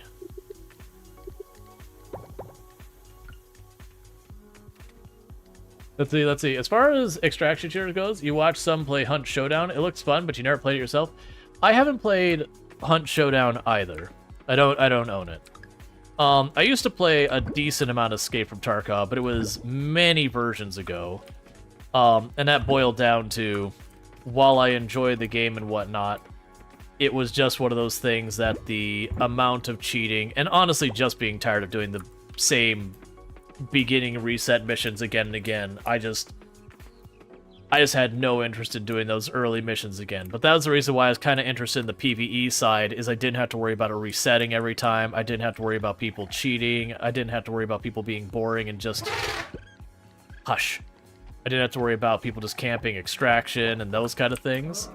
Like, you know, people were actually trying to do the stuff in the game. Because what had happened is I liked early reset Escape from Tarkov a lot, where everyone kind of had equipment that was very mixed bag. You know, that have some places they had good kit and some places they had bad kit. You know, versus when you get to the end and whatever is the meta of the time. What animal makes that noise? I think it was the mammoth. Which isn't actually a mammoth, it's another animal in a mammoth costume. But, you know. Alright. We're moving this. I'm gonna see if this makes a difference, because I'm tired of fighting with the animals. I'm gonna shove this all the way down here in the corner as far as it'll go. Alright, Nate Dweller, you take it easy. So... for most of this, I'm going to chuck it in here. What I need to check is the large buffalo milk. I know I had... this is the second one we got Aussie quality. There we go. I think I need 4 of that quality. Yeah, see, the resets are annoying escape from Tarkov. They really should allow you to skip them or something. Well, the problem is two-sided. On one hand, the skips are important so everyone isn't running the meta at all times. On the other hand, it is annoying that if you don't keep up with it, you keep losing your progress. And so it is one of those things you're like, it serves a purpose. But for me, I enjoy like the extraction kind of thing. The PvP is fine, but it's just one of those things that as you get later and later into the league, you get more and more people who are just... They stop playing the game where you're trying to achieve something beyond just, you know, basically screwing other people. That was when the game first came out and you got to like mid to late league, people knew that there was the what was it, Crossroads is the name of the map? You had like getting the pocket watch out of the truck and all that, and people would just camp that to kill people who had just started the league or season or whatever they want to call it. So they would be deliberately targeting people who really didn't have much to take. It was just intentionally you know, to pick on new players and all that. And for me, I've always felt any game that you have people who deliberately targeting the new players, you do need some mechanisms to not necessarily disallow it, but to create pushback to that behavior. Because a game doesn't survive if the new players stop showing up. So you need some balance where you either do stuff to like where you have like MMR, like, you know, your stuff where people are doing that. All right, Pink, you have a good one. You know, you do either need like an MMR type system or whatever, so that, you know, your really high level players are kept with your high level players, your newer players are kept with your newer players. To a certain degree, you obviously have people who they will deliberately make new accounts just to go after new players or do resets or whatever to get their stats adjusted just so they can do it. There's always that problem. But when if I'm someone who's got, you know, 3,000 or 4,000 hours, which I do not have in a Tarkov, but if I'm a player who has like 2,000 or 3,000 hours in a game, and then you put me up against people who have got, this is hour number 5, there's a reason why a lot of those players don't stick around. Because they're trying to learn the basic controls and just getting absolutely murdered by people who are in the top of their game kind of thing.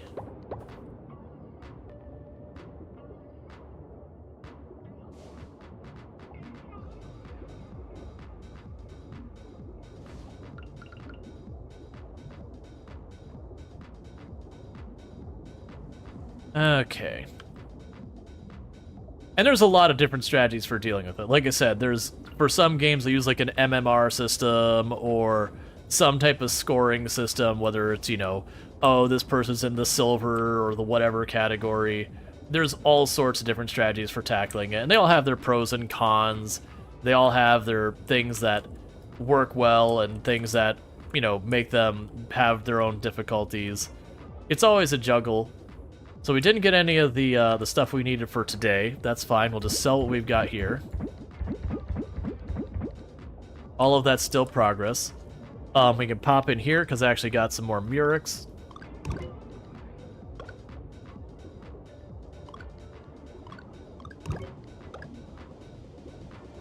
And then for these, I need the mushrooms. So that's something to put on the agenda.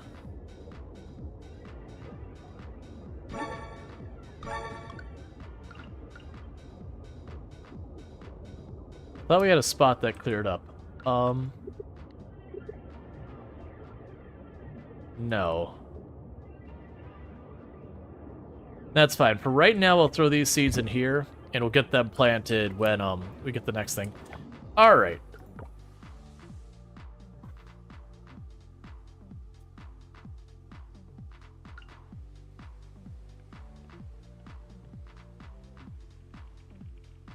Why is our character sad? Human. Why are we sad?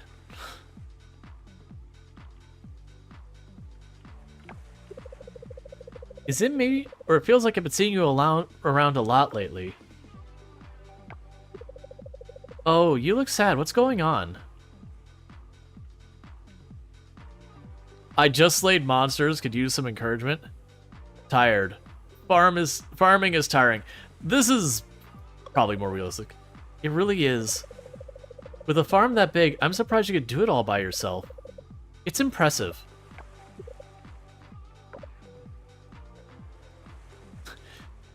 She's like, you know, hang in there. You got this, human. Gotcha. So this is just setting up her backstory. What brought you here? Well, like you, I suppose, I wanted a different life. A new shiny life in a tropical island sounded great compared to a non-stop work travel. Who knew boring was fun all along? And now with you here, it's not bad either. I spent years doing me, and I thought I could use some place to call home. I like being a doctor. I have always wanted to become one since I was little. It certainly was not only because of the money. As cliche as it sounds, I do try to help as many sick people as I can. While I can.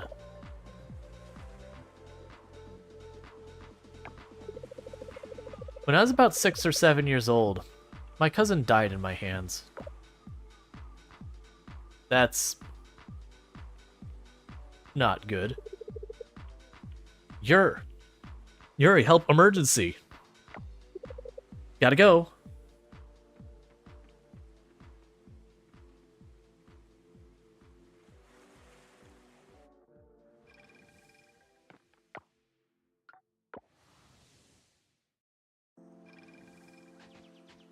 Alright.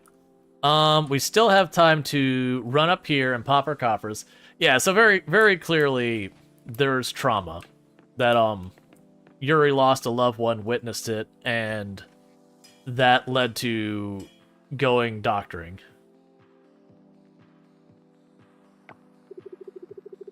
You came back. Come to check on me? You always do.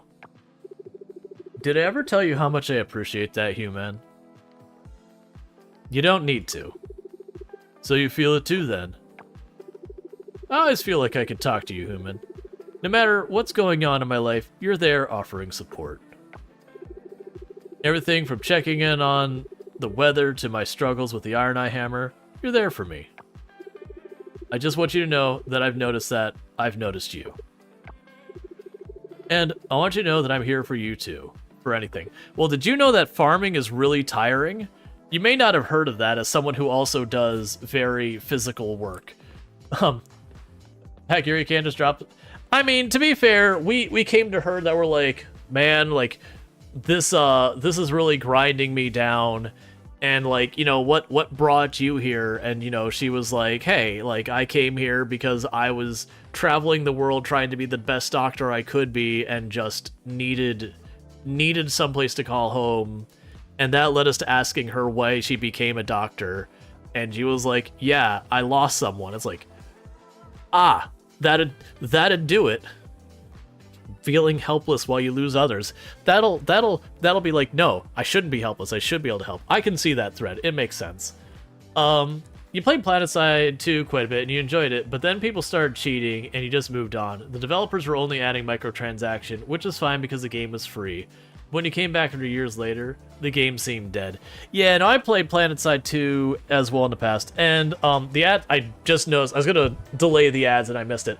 So what I'm going to quickly do is I'm going to step away while we're on our ad break real fast. I need to use the restroom, and I think Tomb is home. I'm not 100% confident of that, but I could throw my dinner. It's about my 5-minute break. For those new to the channel, it's around this time. I take about a 5-minute break to welcome my wife home, to grab some food, do all that kind of stuff, and I'll be right back.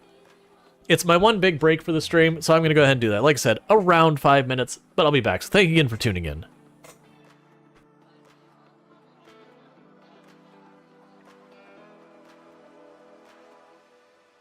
Need to sit for a moment and rest.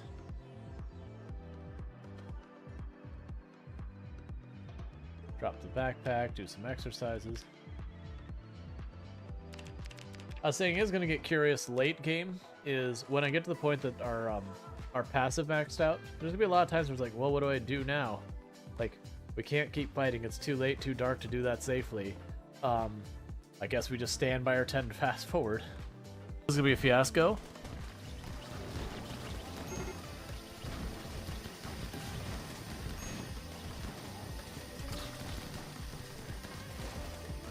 Yep, I cannot make out at all who is winning that fight or what's happening with any of that. So, Whoa. Oh! What?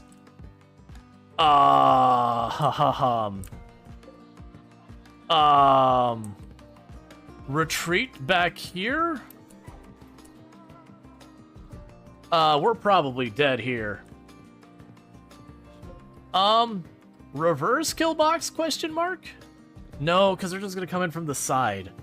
I do not have a good position to do anything.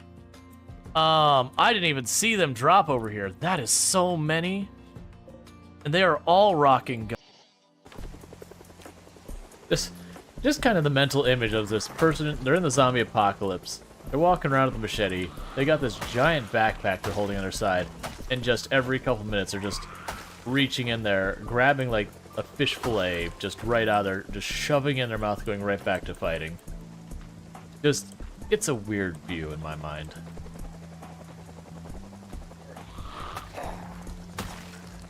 Oh crap, we're already drowsy again. Hang on.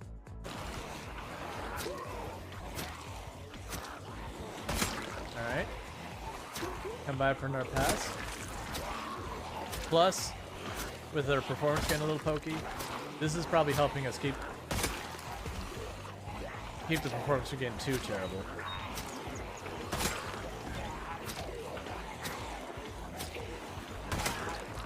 Alright, nip after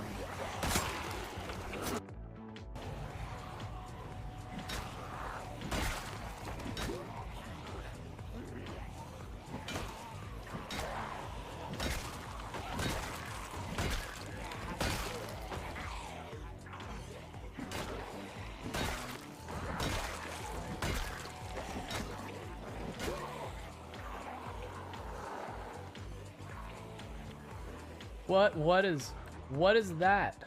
What is that? Hang on. What is that nightmare?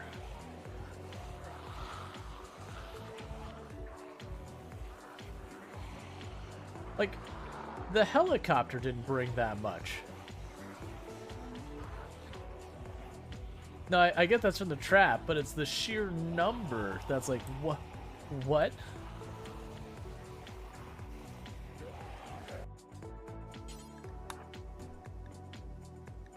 Warning you, you don't want me going in there. I have a tendency to remove limbs.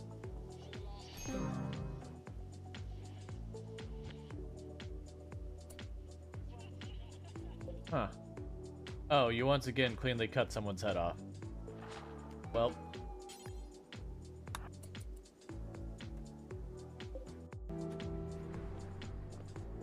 Jesus, that one was torture.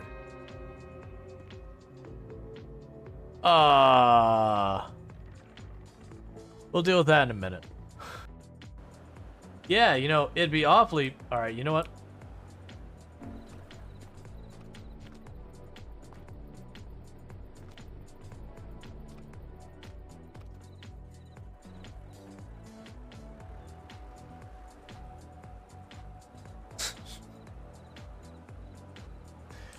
It's fine with me.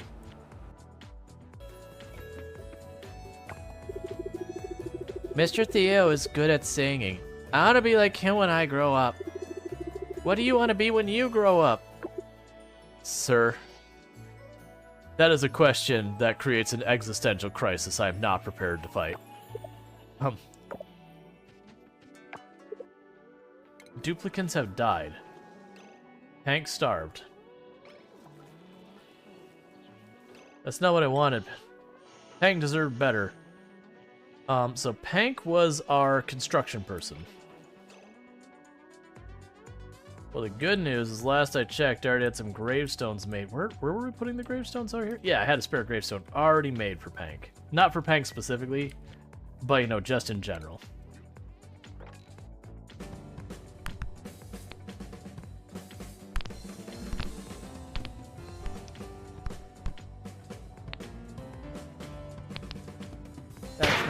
Oh, that sure, I'll take it. Yeah, I totally meant to do that. None of that was an absolute accident. 100% calculated.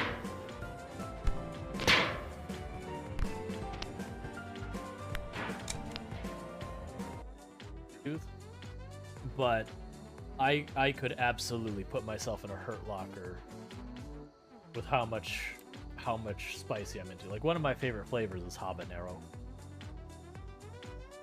Like, I think I have genuinely somewhere in the area of like 12 or 14 bottles of different types of habanero hot sauce in the house.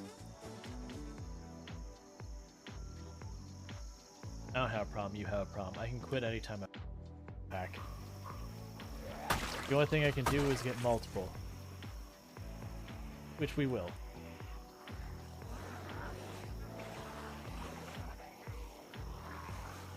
So how stressed out do you think you'd be as Jeremiah Wiener in this moment? You're sitting here trying to relax among the corpse of the things trying to murder you and listening to this over your shoulder the whole time.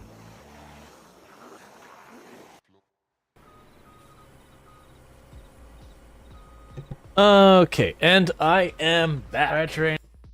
Yeah, let's see where we're at. Yeah, you had a problem with multiplayer competitive games in general. You prefer cooperatives since you tried Payday and you found it your speed. Yeah, no, that's it's definitely a problem that's escalated with games over the years, that the competitive scenes for games, the cheating has just kept getting worse and worse and worse and worse. And it's been real rough. That's actually one of the things that led me to just not playing them anymore at all. Because, you know, you'd have a long day and you'd be like, all right, well, I just want to sit down and play a game. And you'd start your first round and someone would be, you know, speed hacking where their character runs around the map at Mach 5, headshotting everyone. You'd be like, okay, well, you know, because PUBG was the game I was playing at the time. It's like, all right, well, I got stuck waiting in this queue for a while, then got into a game, got like 5-10 minutes on before the person hit their cheats on button, and then just started deleting the whole map themselves. And you're like, well, that's 20-30 minutes of my life I can't get back. And you go, all right, that's fine, that's whatever. And you get to the next round, and something kind of the same happens again. You're like, why am I bothering? Like, I only got a couple hours tonight, I can play games, and I've already eaten up all of it, and it's just been ruined by cheaters. So, like, you know what I'm going to go do? I'm going to play a tycoon game where I don't have to worry about, like, the only person who can cheat there is me to myself. And then also, like, just, you know, toxicity in communities where you pop in there and you're dealing with people just dropping racial slurs and all. You're like, this isn't fun. Like, I just want to enjoy a game. I want my own teammates while we're winning to just be literally spending the whole time just making me like, dude, come on. Like, I just don't want to deal with you. So these days I mostly play solo games. I just got tired of it. If I wasn't playing with a group of friends or whatever, I don't want to go in public lobbies anymore. As a little buggy and the multiplayer is just doing heists. I think it's worse than Payday overall, but single player, so I missed that. Oh, the crime boss. I haven't heard of that one. But yeah, no, I played the original Payday. For me, the thing that like knocked me on that one was I got like the base game for like next to nothing, and like the DLC was like, oh my god, there's so much. It was the same thing I say is a problem with Paradox games, where if you're along for the ride, it's not bad, but you jump in way later, and you're just like, what is all the DLC? But yeah, so it's those things that I don't end up playing much of the way of the competitive games anymore. Just give me the ruby hairpin. But yeah, so thank you so much for waiting and hanging out and all that. Payday 2 is the best. 3 needs a bit more time in the oven. I had lost track. It's still one of those things that I usually don't spend much time doing multiplayer anymore. Like, the lack of tackling the problems effectively, which I don't envy the developers, for the record, of dealing with people trying to cheat and all that, because very genuinely, a lot of times it's not their fault that the cheating situation is what it is. It is effectively an arms race between those authoring the cheats and those, you know, trying to stop them. And then there is a point where your anti-cheat technology becomes as much of a problem as the cheating. Like, a lot of these kernel-level antiviruses, one, aren't actually that effective, but also, two, you look at it and you're like, look, let's be honest, your anti-cheat is pushing pretty close to being as bad as literal malware. And I don't envy that position, because I don't really have a good solution for it. I don't know what the workaround is where you go, okay, well, how do we handle this? Let's see, you mean they're not effective at all? Just look at Valorant and Apex Legends. Yeah, oh yeah, no, it's just one of those things. Like, they're trying. Like, a lot of them are trying to do right by their communities to deal with it. But it is ultimately what most cheats are doing, is just taking the information in the base game that your game needs to function, and then you're not supposed to see it as the player, bringing that forward to the player in a way it's not meant to, or it's simulating you controlling the game, but at a precision level and a success level that exceeds what is human and whatever.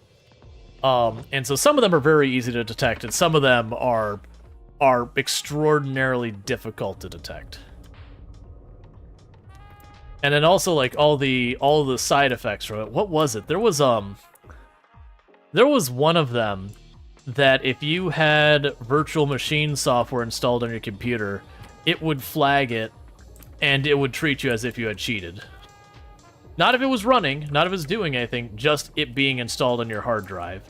And that was one of the earlier level, kernel level ones. And for people who work in software development, we use those for legitimate things. Like, we use virtual machines to simulate operating systems other than the one we run on our computer. Oh, I don't want to be in there. Yeah, just get stuck there for a second, buddy. So, like, I'm not running Linux. I'm not running... Would you stop spinning? He almost killed me. Like, I'm not running Linux or Mac OS X or whatever these. But when I get a bug report that says, hey, you know, we're seeing this issue when people are running Mac OS X, they're trying to access this website using Safari or whatever. There's tools where you can, you know, have it spit out a screenshot of the website. But, you know, to actually test functionality, it means basically what I do is I spin up a virtual machine with Mac OS X on it and open the website and go, okay, what's going on? Or other than a website, like an application. You get the idea. I need to be able to actually test it. And sometimes even the virtual machine won't give you an authentic test, but it's at least better. And so the idea is like, how dare you do software development on the same computer that you play games on? Because of course I'm going to buy more than one high-end computer. Like, how dare you do that? And it's like, alright, well, I just can't play your game. Sorry, man. I'm not changing my workflow and my job to accommodate your anti-cheat. That's fine, just tell me I'm not allowed to be your customer. Again, and I don't envy the position they're in, because I'm sure they make those things where they sit down and they have that discussion that says, hey, well, one of the ways we could tackle this problem is by disallowing, you know, virtual machines. And then, you know, you'd have your engineers who come as like, oh, well, that's going to have some serious side effects. It's going to, you know, get a lot of legitimate people to stop playing. And you're like, all right, but what, you know, between my two sides of the scale, what's worse? You know, this, you know, trying to prevent this cheating avenue and the number of people who quit because it's, you know, cheating is obnoxious, or losing customers at this, you know, who are legitimate that the negativity impacts. And the answer is both answers suck. Because on one, you might even lose the same people because the cheating is too bad. So I don't envy them. At the same time, that doesn't mean they don't lose me as a customer anyways, because there wasn't a scenario that they could accommodate my situation. Like, it's unfortunately, there's a lot of motivation for people to cheat.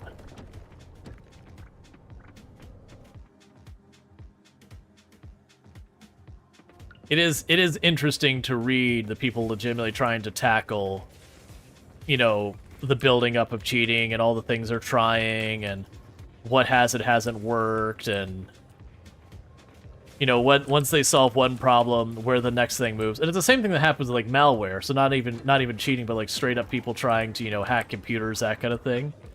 And it's the same thing where it's this arms race that you'll have some new attack vector will come up, and then the people trying to deal with it will come up with ways to, you know, prevent that attack, but in turn doing so maybe has some negative implication on your ability to do something else in your computer. Some functionality has to be turned off, and so you find a way around that, but then that creates a new attack vector that people then learn to exploit, and it is real rough to be in cybersecurity.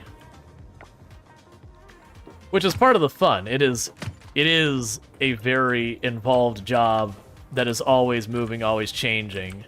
And it's certainly not the kind of job that some people want or thrive in, but just the same, there are people who, if their job is kind of each day is the same thing, that's also a job that a lot of people won't thrive in. You know, and then there's I've known people in their career who, if they wake up and they go to work and the work is the exact same as it was yesterday, that's perfect. They couldn't be happier. They're like, I go to work, I know, like, there's no question marks, there's no mystery, I know how I performed, I know what I'm doing, and then I get done with the end of the day, I get paid, and I do it again tomorrow, and there's no question or concern, and they couldn't be happier. And to me, that sounds like, honestly, about the most miserable job I could ever work. Because I'm definitely someone who, if the work doesn't change, I get bored, and then the work gets far more difficult for me to focus on. Like, I like things that you get to a problem and you stare and you go, huh, alright, I need to sit down and figure out how I get through this. Sounds boring? Yeah, no, and that's the thing. It is worth recognizing you have people who have different ones. And the same people can have different places they land at a given time. Like, if I've had a bunch of tasks that are the kind of tasks that really require me to concentrate and to come up with new novel solutions and all that kind of stuff, and I've been doing that for a couple of weeks to a couple of months, and then, like, a completely dull, mundane task comes by, it can be nice to just have a break. Have you seen the Windows virtualization-based security patch that messed up performance recently? I have not, but that sounds like it'd be a thing.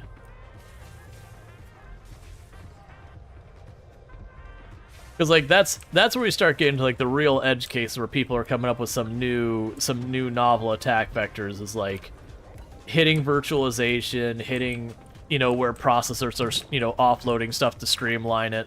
Lots and lots of attack vectors are there because there's so many things that there's, like, layers upon layers upon layers. Because when you look at, like, the idea that your computer is effectively running an operating system in your operating system kind of thing, which is a little overstating what virtualization is, but it's sort of. You can attack from the initial operating system. You can attack the connection point between the virtualized operating system. Depending on the nature, you can potentially find vulnerabilities in the virtualized operating system. Almost always, the virtualized system has kind of faux, not real versions of your hardware, so all the unique drivers and all that are more attack vectors. And so it's just one of those things that even when you confirm that there is a vulnerability that's been attacked, just digging into the pile of going, okay, I've got this problem because, you know, it's a thing and a thing and a thing.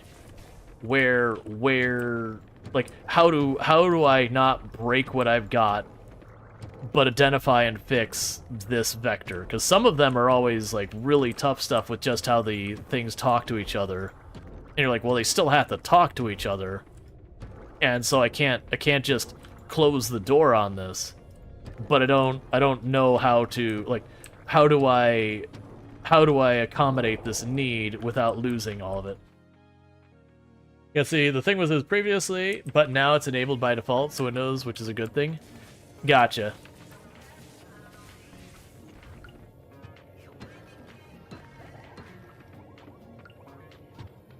Let's start chopping these. Alright, well, we definitely want the gold. Oh, we can get rid of this. Dark essence I don't care about. I also don't care about plant fiber. You don't like boring, so you don't handle... you also don't like Chaos Firefighter mode for the concept. Yeah, no, there's definitely a balance. Like, ideally you want a job that gives you a little bit of everything. But yeah, no, that's, some of the most miserable I've been in a... Like, the two most miserable times I've had in a job is when I worked retail, and we were in the holiday season where we'd have, like, extended hours and all that. I can't tell you how incredibly difficult it was to just deal with the day-to-day job when you're dealing with the situation of you go to work, you're working extended hours, and the customers don't know you're working extended hours. So you hit those extended hours at the end of the day, and you just stand around and there's absolutely nothing to do. Like, the shelves are stocked, the area's cleaned, and you're just kind of standing around. And of course, your boss doesn't like when you're just standing around. So they'll be like, get to work, and you're like, doing what? There's a store, and you've got 20 people, you know, working here, and there is 4 customers in the store. Like, what will you have me do to be productive? Like, we've stocked the shelves. The warehouse, we've already got everything there. Until something sells, I don't have a spot to take that merchandise to put it. But it was just, you know, it's normal company policy that basically if a person is standing around, there's a problem. It's like, yeah, well, no one is going and buying tools at 11:30 at night. I hate to be the one to bear you the bad news. That's just not happening. That's not literally no one, but it's effectively no one.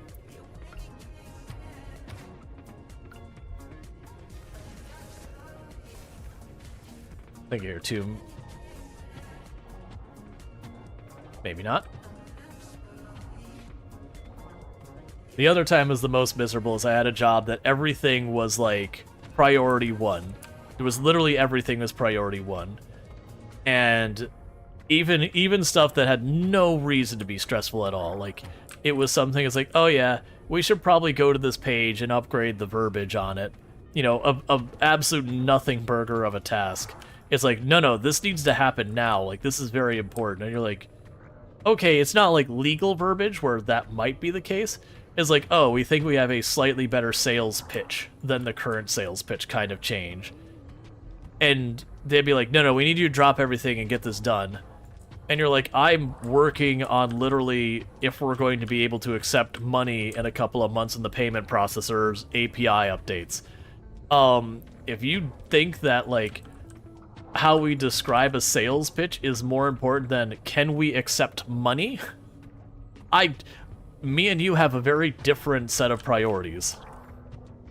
Because if I've learned anything from classes when it comes around business, being able to get paid is like #1 priority of a company. If you can't get paid, it doesn't matter what else you've got going on.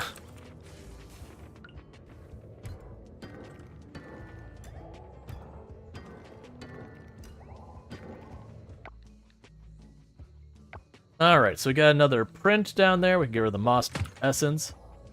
Triceratops doesn't help me. We need Gallimimus or Velociraptor. There's one other one that I think I'm missing just one print. But Gallimimus and the Velociraptor are the ones that are really struggling. Lindsay, hopefully Microsoft will work out optimizing the scheduler. Right now, it makes games... right now, many games run better in Linux. And so the games, the difference is very significant, around 25%.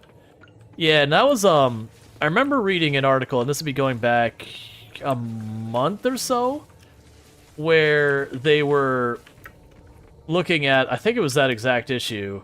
And it was kind of one of those things that they found like 90% of the games, there was no appreciable difference. And then you had like those 1 or 2 like one-off games that it was like, you know, 10, 15 something % difference, like a very substantial difference, versus a bunch of the ones that are like, okay, our margin for error is about 5%, and this is a 2% difference, so it's in our margin of error, which means it's effectively nothing.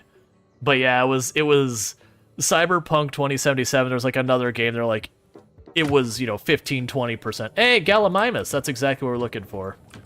I didn't hear that it was the scheduler that was the issue. But, they were kind of tackling, like, how widespread the performance issue was. And I remember they also had a note in the article that's like, weirdly, here's a handful of games that work better the other way. But it was only, like, 2-3%, 4-5% difference the other way as well. Which, again, falls into the margin of error. Because I can't remember what game it was. They had one of the games that's performing on Windows that was unexpected, like, way better on Windows. And that they ran the test in a bunch of different ways because they're like, we don't really understand why it's so different.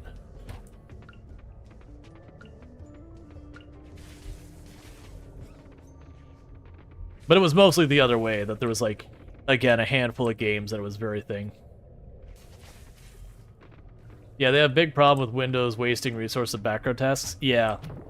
Which they've been trying to tackle that, like, they added the, what was it, gaming mode they added like 10 years ago or something like that? That took a bunch of things like Windows Updater in the background. It was like, yo, when this person is using these executables, kill all this stuff. Like, just don't run it. You know, run it when they're not doing that. And they added the, not the scheduler like you're talking, the task scheduler, but like there's a scheduler you could say like, here's my focus hours or whatever, and it would disable a bunch of their background stuff during your focus hours. Because there are things you need to run, it's just, you may not need to run right now. It's pretty nice that we actually got some Fertilizer 3 out of that.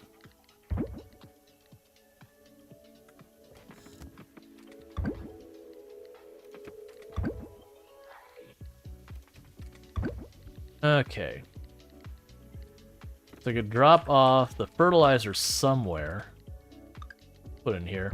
Because that's honestly, most of the other fertilizer don't care. The Fertilizer 3 is like the one for getting the really high quality stuff. I don't super need it, but if I do grow something else in the greenhouse, like I start like a plant that's gonna be one of those ones that's gonna be forever, where it keeps reproducing stuff, it would make sense for me to use that. Right, and you're out of materials. I keep coming back here as like, what's going on? Why aren't you making stuff? Right, I'm out of stuff to make stuff with. We've got that. Got the mayo, we got you. Got the cloth. Getting real close to getting that osmium essence done so we can guarantee ourselves higher quality on our goods. Alright, so the good news is I've got a lot of coppers for the next in-game day.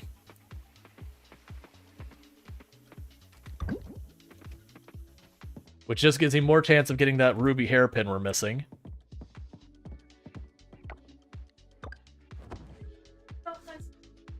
Hi, wifey. Thank you. You enjoy yours. Let's see, you think F1 2013 is one of the games that ran better on Windows? Do you think it's one that was made with cooperation with AMD, but it runs significantly worse than AMD GPUs? Oh, those are my favorite. Where like we have a partnership with like NVIDIA, AMD, it doesn't matter who it is. We have a partnership with Intel, and then the game runs like absolute hot garbage on that hardware. It's like, how'd that partnership work out? Your teams communicate well? Because it doesn't sound like they did. To be fair, I've worked on teams where we were working with another group, and we were working directly with them, and the end product was not good. Versus like, and part of it was you're trying to work with the other ones where you're both like negotiating with each other, versus on the other side of things when you're not negotiating with each other, that like one of them's like, no, this is the way our API works.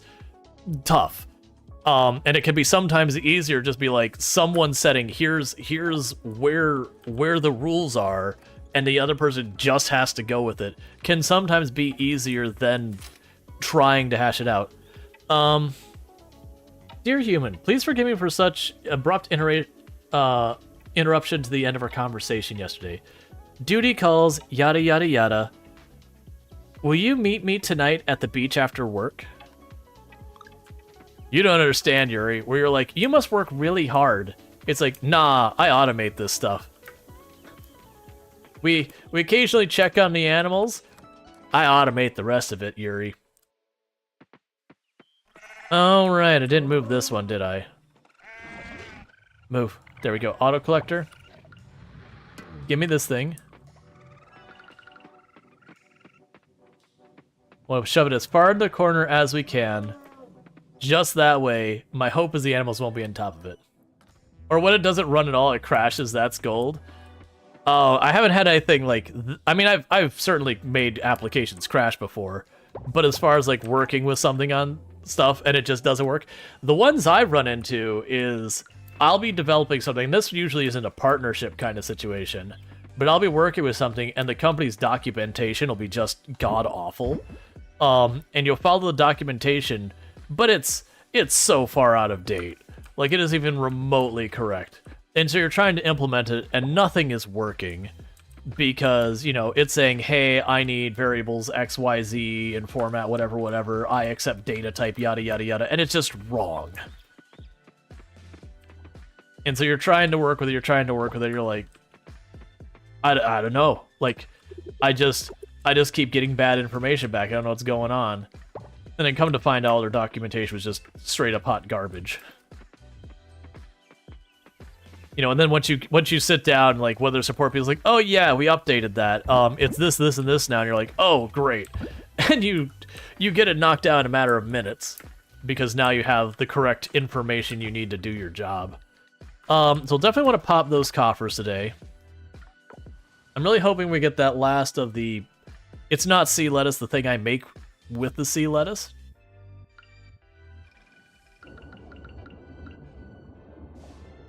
And that's what I needed right there. Oh, good. So this whole area that wasn't in the... Oh, that's interesting. So even the crops that give multiple yields, when they're done, can still trigger to give me the replacement seed. That's cool. I didn't even think about that. That's been happening the whole time. It just didn't strike me that what was actually occurring.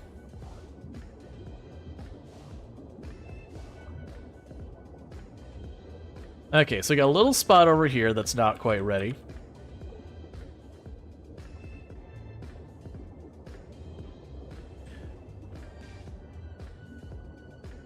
Let's see, you're confused. Is this not an actual boy in a zombie apocalypse?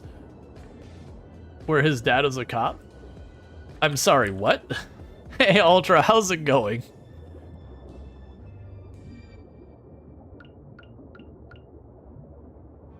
For those that don't know, Ultrasaurus, an absolutely fantastic creator that I definitely recommend checking out. Plays a whole variety of games, does a lot of simulation games, been doing a lot of Project Zomboid lately. Definitely good times to be had over there. Walking Dead? Ah, that's why I don't get it. I never really got into Walking Dead as like, I'm assuming the coral was a reference to like a Carl thing, where it's like, Carl. Just, you know, not llamas with hats. But yeah, so again, Ultras is absolutely fantastic. You should definitely check them out. Absolutely fantastic content creator. Oh, I actually have a bunch of these. I only needed one spare, so that's good news. So absolutely someone I would highly recommend you check out. Definitely good times over there. Done lots of different simulation games. Done lots of SnowRunner. Has done lots of, I'm confusing myself, don't mind me. Has done lots of Farming Simulator in the past. Has been doing lots of Project Zomboid lately. Has played plenty of DCS in the past, which is a flight simulator that I know nothing about other than it's a flight simulator. Military-esque flight simulator is my understanding. So if you're looking for simulation, can definitely have that over there. Well, we do play a lot of similar games and all that good stuff, so I'd recommend checking it all out. All right. My mind when you hear like Carl is just llamas with hats. Carl, that kills people. Carl.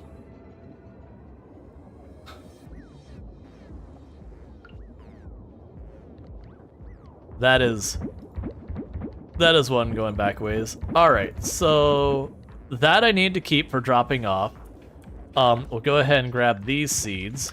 Unfortunately, I didn't get more of these, but that's okay. So your nickname is Carl, so you get a lot of llama with hats and Walking Dead references thrown at you? Interesting. But yeah, that's, I can imagine. Alright, so we had these I needed to plant. And I'm just gonna grab a bunch of other random seeds to plant as well. Alright, we still want to go looking for more Murex. Oh, what was it? I was talking to Tomb the other day, and we were talking about sharks. And I'm trying to remember, it was a shark that is native to the waters near Australia. And it's one of those ones that like buries itself in the muck like a stingray would. And ambushes it. And I just remember it had like a truly ridiculous name, like Condylichlites? I don't think that's the one I'm thinking about. It could be like the genus or whatever. It just had a bizarre name to it. No, that shark's generically? Gotcha. But it was something like... She had mentioned it was like... No, it wasn't rockfish, it's like... Doblin Muncher or something like that. It was like one of those kind of names. I was like, is that from Australia? She's like, how did you know? It's like, just, it's... Look. Look. I don't need to know what the animal is when I hear a ridiculous name like that. It's like, ah, it's Australian. Fair enough. That name is definitely not it, by the way. I'm sure if Toom was nearby and heard me, she'd be like, oh no, it's this. It sounds scary. It was like this weird, and I've seen video of it, I just didn't know the name, that it's this weird shark that doesn't look like a shark, but it's got like all these little frilly things off the top, and what it does is it puts itself into the sand, and then, you know, when its prey gets by, it just kind of pops out and it grabs it. But it's like this absolutely cursed looking animal with like all these weird frilly stuff. Oh good, they gave me a seaweed starter. Play the 10 meters song?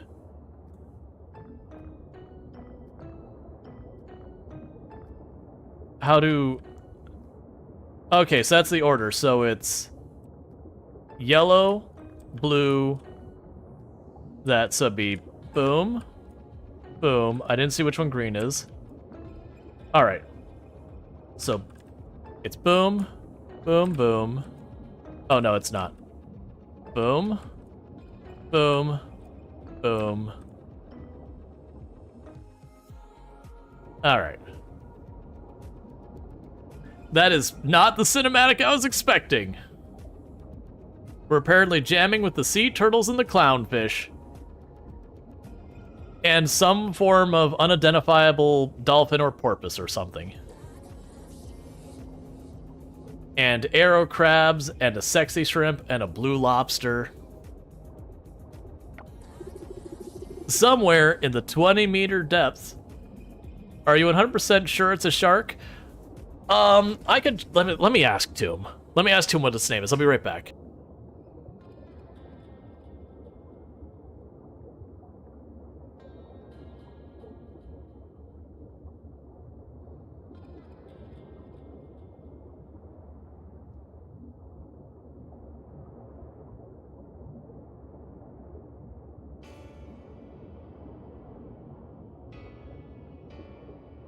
Okay, so I actually was starting to ask her, and she's actually got this big chart of sharks on her wall there, and I actually found it on the chart. It's a wobbegong. Or it's like wobbegong or something like that.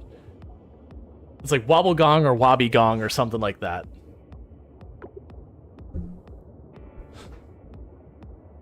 Because she has a chart of sharks on the wall. Yeah, wobbegong shark. It is a really weird shark. But like I said, she was like, "Oh yeah, there's this shark. It's really weird. It's called a wobbegong." It's like, is that near Australia by chance?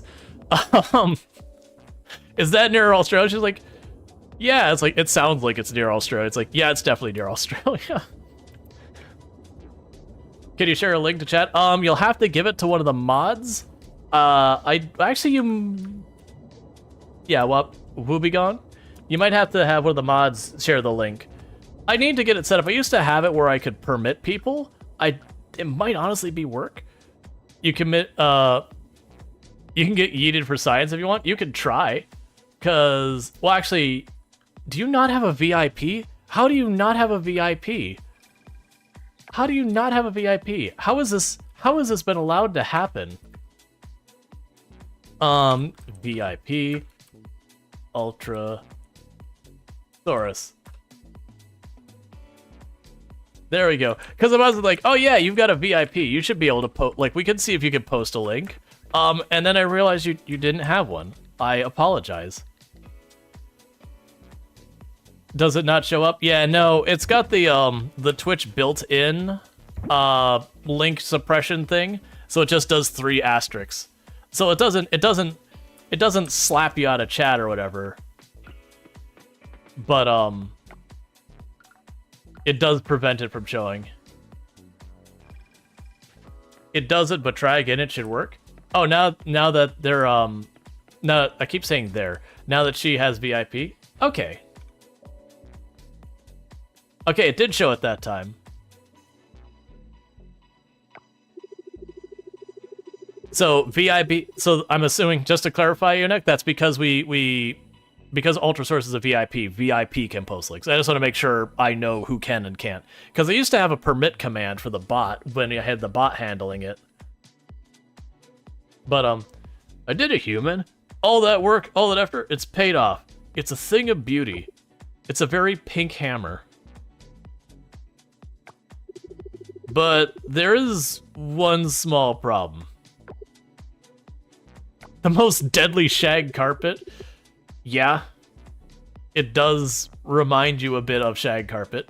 Let me go ahead and allow that. You remember that I said the Iron Eye Hammer talks to you?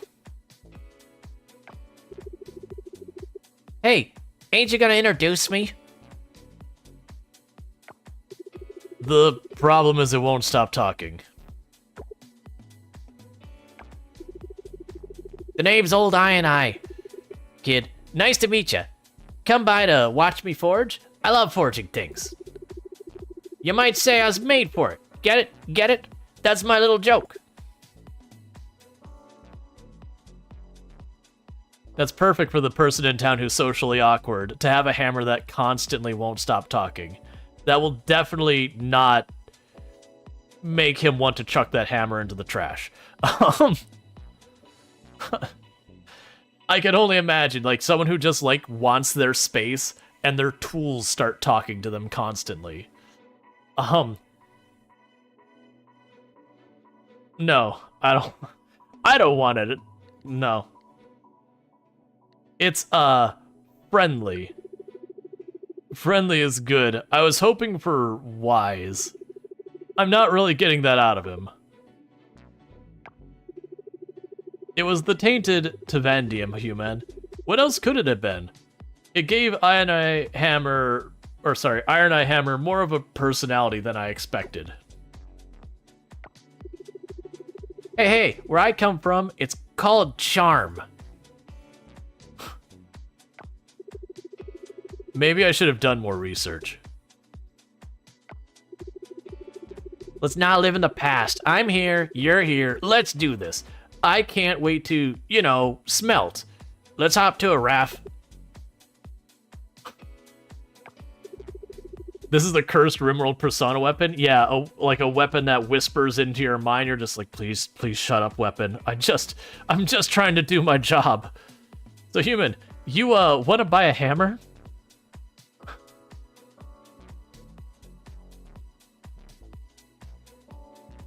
No. No, I prefer my...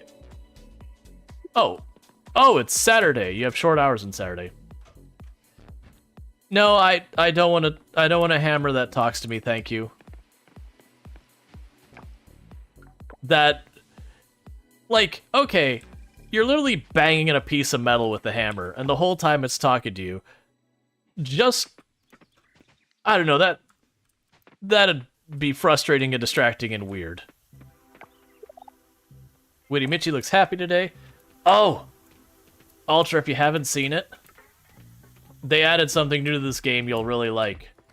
So, you might think I have dinosaurs by this Triceratops here.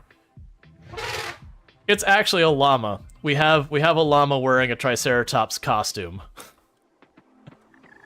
And a woolly mammoth costume on our goat. And a Stegosaurus cow. Why they decided to add costumes of the animals, I don't really know, but I didn't know I wanted it until now. Yeah, it's a Cowosaurus. And there's a whole bunch of them. fake game unrealistic to show a Triceratops next to a Stegosaurus. Well, that's the beauty. It's a costume, so it is okay. I couldn't figure out how to get the Mesosaurus to go on to one of the animals, which probably makes sense because it's not a land-walking animal. But don't worry, we have Brontosaurus represented, in case you were wondering. I know that's very important to you.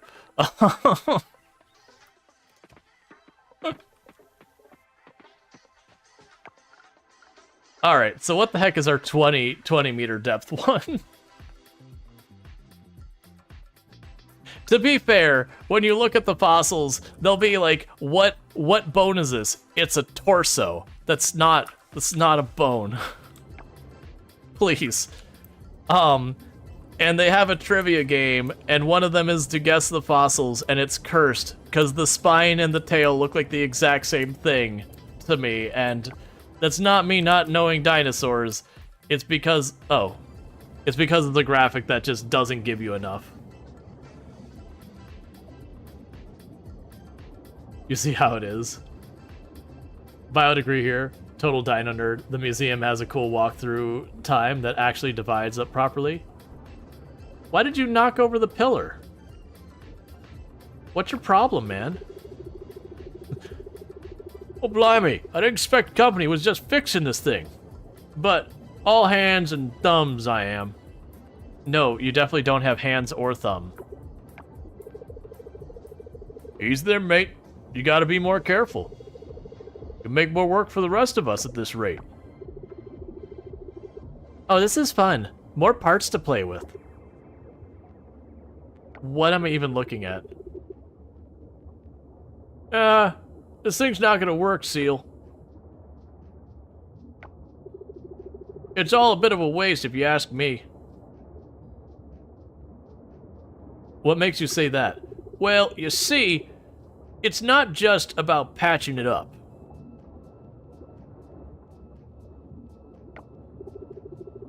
We used to make music on it, but now it's broke as a... never mind. The only thing that can fix it is the magic clam. It asks for a lot, and we've got no idea how to get all that.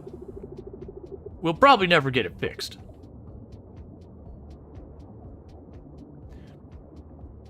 I don't... Did we sample any of the mushrooms we found, asking for a friend? Because, sure. Alright, so no surprises here. We need 5 of these plants here. The sea leaf, the sprout fruit, and the helix pur, and then the silver kelp. So, spring, it's sea leaf, blossom, and sprout fruit. I am not going to remember those. I am not going to remember those at all.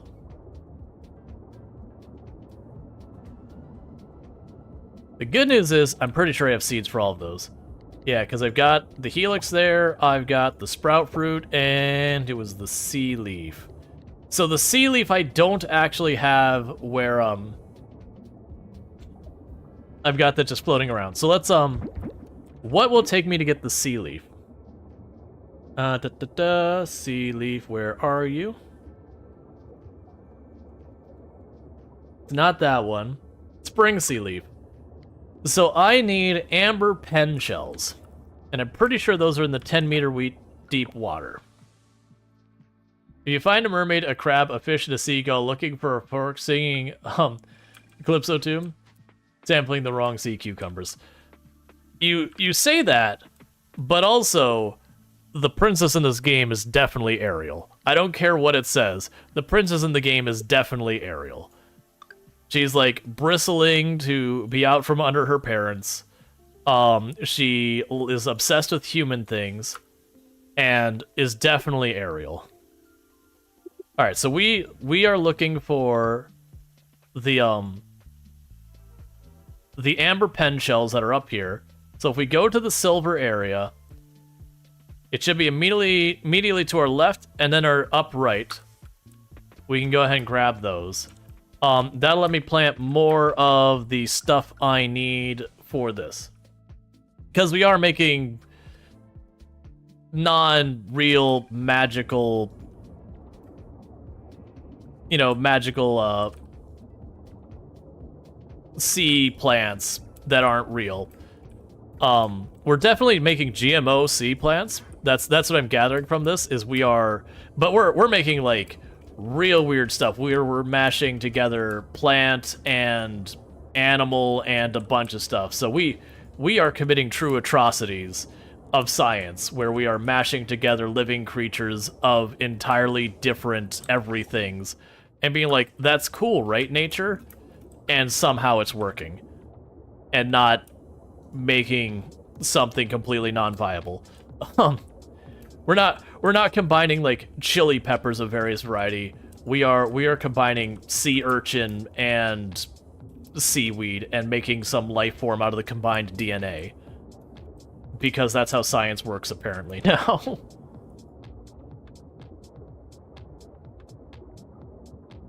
Alright, so that was the arrow stuff. Jurassic Park 14. All of the dinosaurs struggle. Because they took it too far. They didn't combine frog and lizard. They combined frog and carrot. And it just doesn't work. I'll bring those with me. Alright, so we're gonna go and meet Yuri at the beach, because she was telling us about how she lost her cousin, and then they had a medical emergency that required her immediate attention. She told me to meet her at the beach, and I'm not sure what parts. We'll just run around.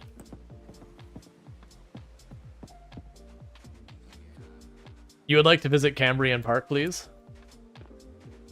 Yes. So she said at night. It could be that it's not available right now because we have the Winter Festival going on. And that might be a wee bit awkward to be like, hey, we're having this whole, like, talk about losing family and how that led you into a medical career and all that.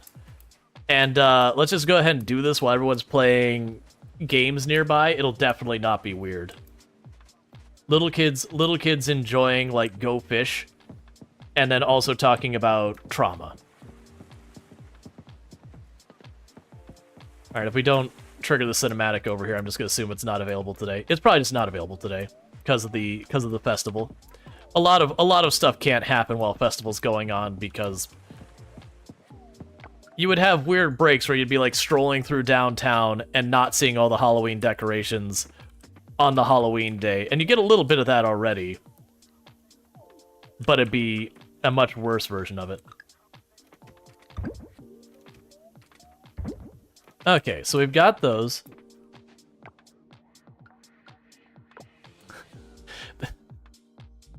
The most cursed park for like Jurassic Park kind of references go back to the era when we were just like single cell organisms and like algae and all that as kind of the most advanced life forms, and just have that park. You just got a bunch of vats of muck.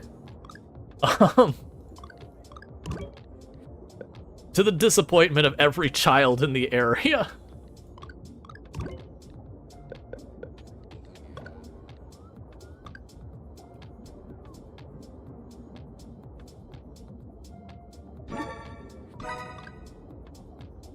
Okay, did I have any spots available for planting these? I really don't want to plant them in the areas not covered by the sprinklers. We'll see if they clear up tomorrow in game, and then if not, we will make a spot for them.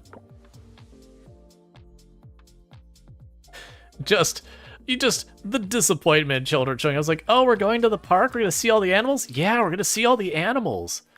And it's just vats of slime. Oh god, the cursor's driving your cat nuts.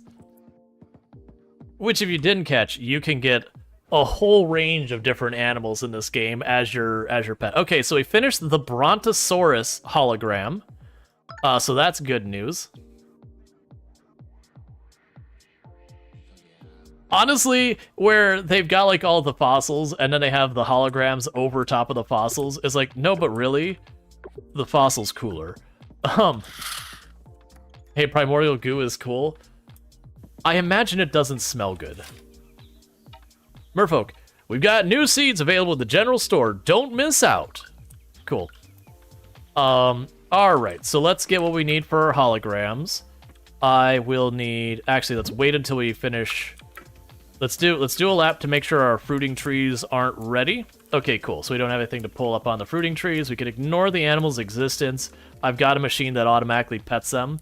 That's definitely the type of caretakers we are. All right. You'd love to see how the whole "hey you, prokaryote, you're gonna be my mitochondria now" thing happened. Yeah. All right. So we need the batteries. We need glass. I need 2 osmium bars. I will need the illumination ring, and I will need the prints. So we'll do a pterodactyl, I think we haven't done yet. If not, we could get a Tyrannosaurus. We still need more prints in the Velociraptor and the Gallimimus, because the Gallimimus doesn't want to cooperate. It's like finding fossils is hard or something. Okay, we've got our mayonnaise and our wool. We need more stuff there. Got an osmium bar, which is helpful. Cool. No, I tried to Michigander, and she wasn't showing up. I think because the festival is on the beach right now, it's not letting me, is what my guess is. I could be I just went to the wrong place or whatever, but I'm guessing I'm gonna have to wait till the festival's done before I have access to it. That's the best I can guess, because we walked over to the left side, the right side, and on the dock, and none of them seemed to trigger it. But like I said, we have a festival on the east side of the beach, so it could be. Yay! We've got a hologram of a Brontosaurus now. Oh, do I already have the pterodactyl?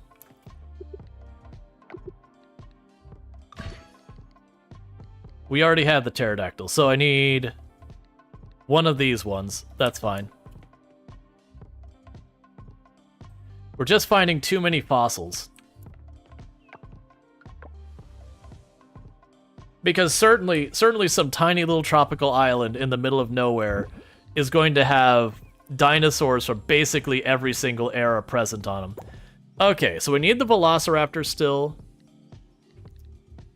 And we're still missing one of the Plesiosaurus. I don't know if I pronounced that right. And then the Gallimimus. And those are the 3 we're missing. So I can get that sorted out real fast.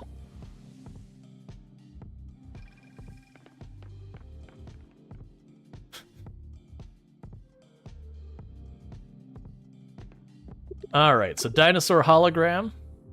Tyrannosaurus. That is obviously a photorealistic Tyrannosaurus Rex. No question about it.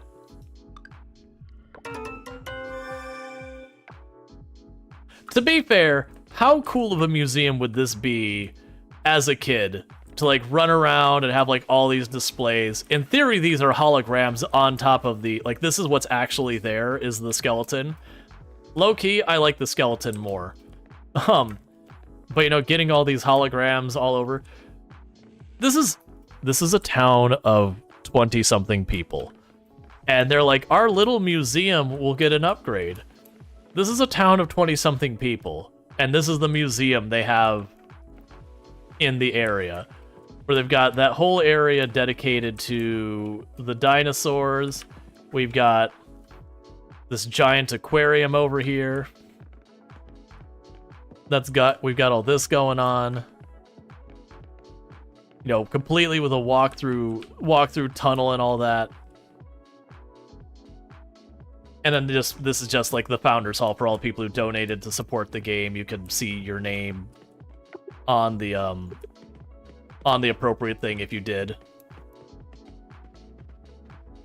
Taxes going hard? Well, no, we kickstarted this. You have, I'm blanking, not terrarium. We have this entire area for all sorts of bugs. Which, there are certain questions, the insectarium, Which are certain questions to be asked, considering there's Black Widow spiders and stuff in there, too. And then we've got all these artifacts from all over the place. Very robust tourism industry, yeah. But, like, in the game's canon, it's their equivalent of Kickstarter is how they funded it. That you help them kick off a successful Kickstarter. Which, the reality of it is 100% to be a nod to the fact that this game was kickstarted itself. So they're doing like very fourth wall breaking, you know, hey, thank you so much for supporting this kind of stuff. And all right, so our pig is now a Brontosaurus, an adorable little Brontosaurus.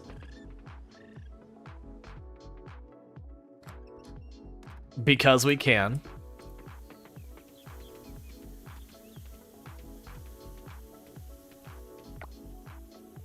Now we can drop off the rest of our construction materials here.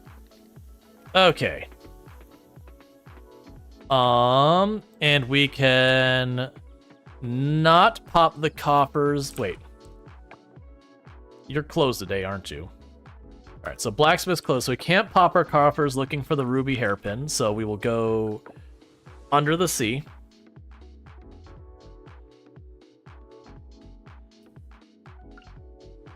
And get all this going.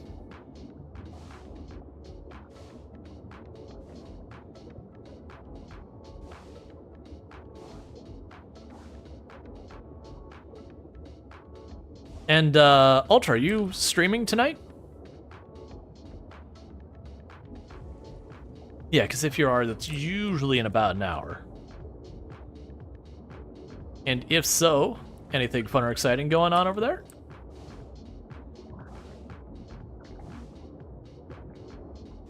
Alright, so I think the Helix was one of the ones I needed for what we're working on.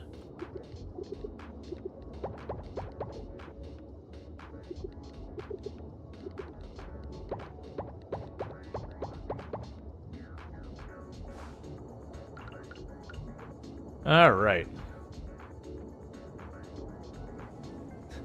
Still the idea that we're taking what's effectively a thing, that we're giving the plants sunlight under the water by holding what's effectively a watering can of sunlight.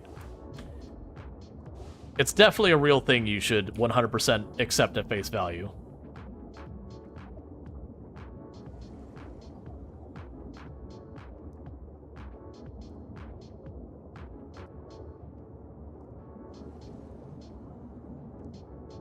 One thing I actually learned not too long ago was it's not nearby me, but it's a little ways away that we actually have one of the largest coral reef recovery efforts going on so far as like having a place that actually raises coral reef. Raises? Grows? Does he know what the most effective color of light is for plant growth? Probably in the ultraviolet range, I believe. If memory serves me correctly. You would know the exact one, I'm sure. Because remember, there's a whole thing that windows will block... No, was it infrared? I think it might have been infrared. I can't remember. What is the most effective one? Because I remember it was a whole problem that if you get, like, the efficient windows, it's a real problem for growing plants. Combination of blue and red light. Gotcha. So, partial credit.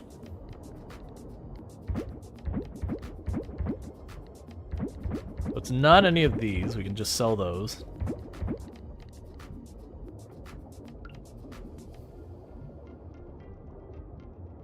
Because I remember it was a whole thing that they're like, yeah, if you have the efficient windows, it basically sucks for trying to do any of the growing and stuff. Alright, so let's go here. We got... Did I already plant these? Which one was I missing? It was you. Right, and we planted those already. Before I plant stuff, let's pop over here and drop off what we can. You know that because of drug movies? Excellent. Oh, it's like literally outside my farm is where this thing is. That's good to know. My assumption is what we're going to end up doing here is doing all of the different plants that we're able to grow, doing a little of all of them. Alright, so...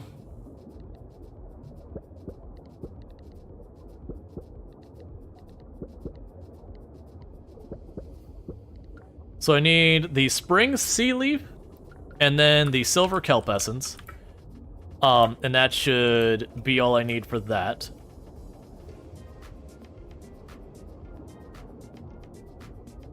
And we could sell all the rest of this stuff.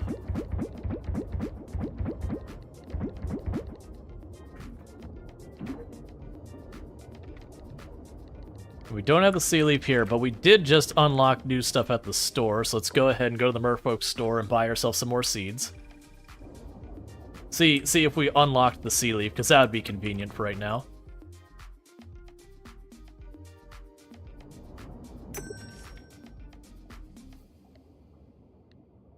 That'd be the sea leaf. It's very convenient that the Merfolk have the same currency as humans.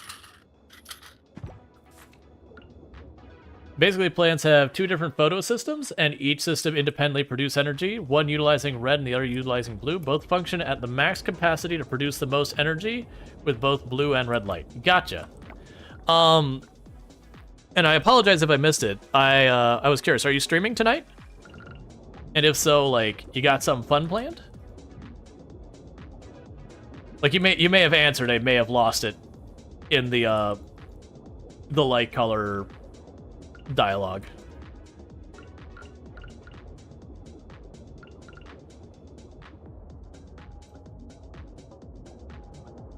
Okay, we got all this, we got all that, we got this going on here.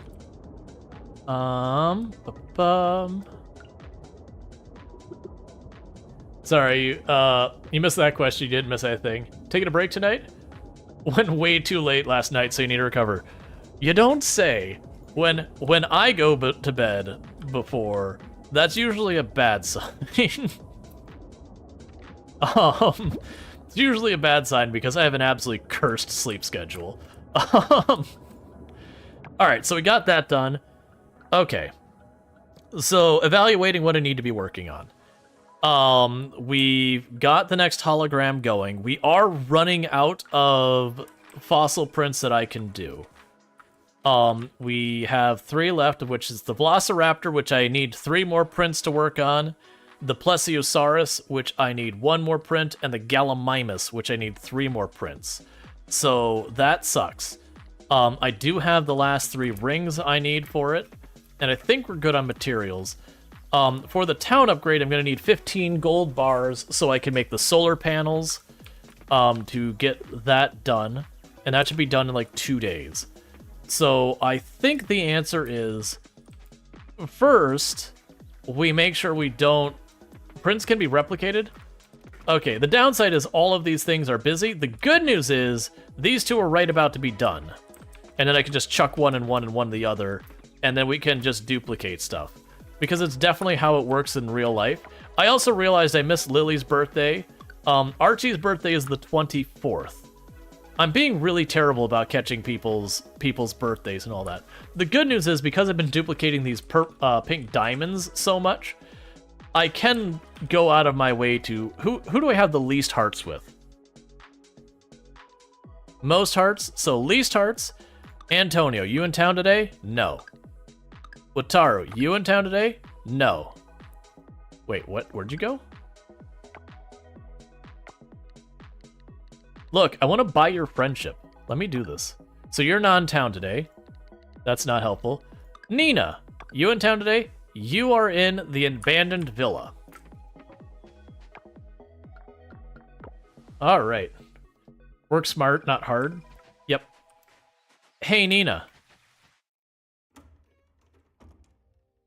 I'm just going to arbitrarily show up at your house and give you a pink diamond. Is that cool? Oh, there you are. I can't wait to take photos of the hot air from the hot air balloon. The aerial shots of the beach will be stunning. Have a pink diamond. Spectacular. I'm excited to enjoy this. Thank you, my love. Cool.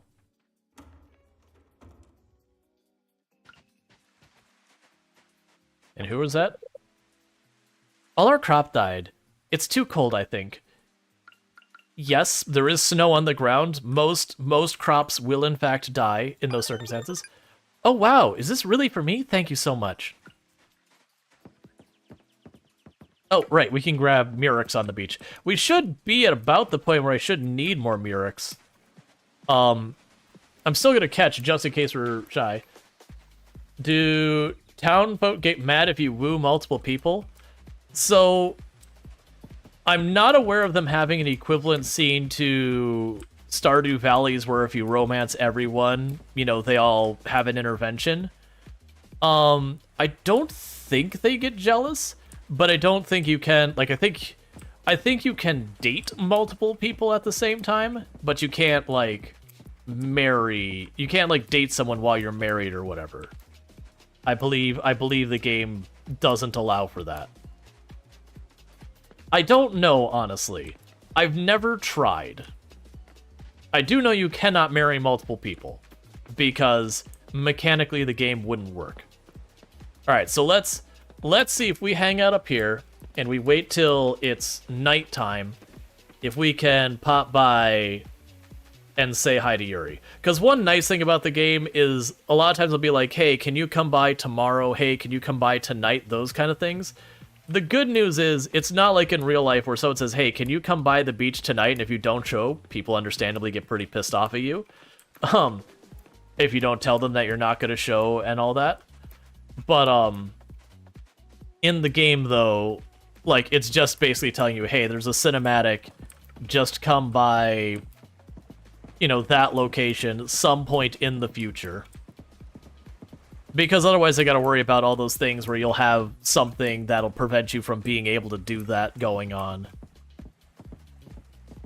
Oh, hey, Wataru. How on earth did you find one of these? Amazing. That hot air balloon is looking like true adventure. Might take Waku aboard for skyward sail. I like that everyone is recognizing that I have built the hot air balloon.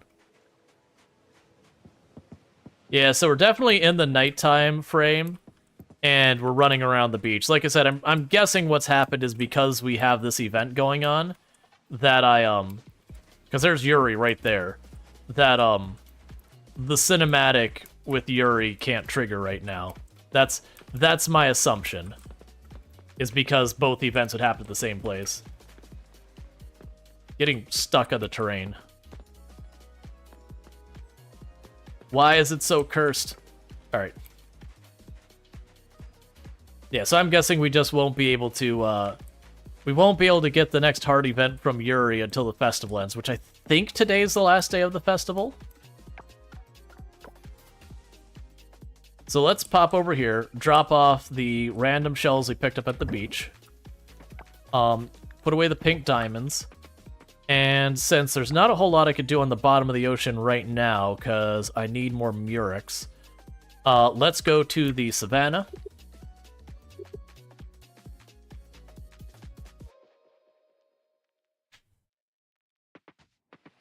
And go spelunking to see if we can't get some more dinosaur fossil print things. Because I also need more gold. Ooh, do I want to go just for the gold? Oh, I mean, we can get mysterious coffers. We'll do this. If we didn't have the mysterious coffers available today, which can give us the ruby hairpin we're looking for, so we can get our last artifact, I was thinking about whether I wanted to go to the regular mine where I could guarantee myself gold, as opposed to this one where I guarantee myself a range of things, but not necessarily any specific thing. Alright, pop up. That's fine, I'll go stand in poison.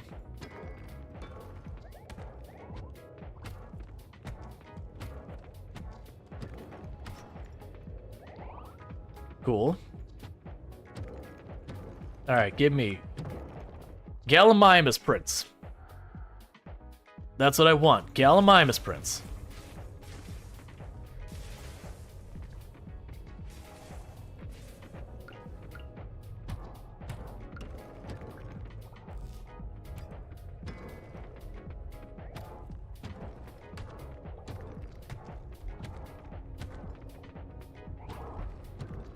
Okay.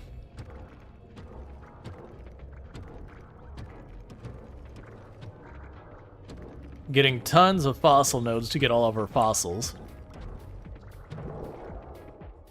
That's definitely how actual going of fossils is. You just go into a cave, you dig up some dirt, and then you're sitting there with like entire skeletons of multiple different prehistoric animals, just all in one place. And you don't carefully or meticulous do it. You just whack a rock with a pickaxe and a fossil pops out.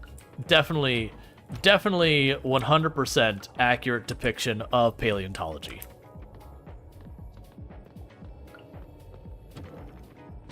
It's like, what was it?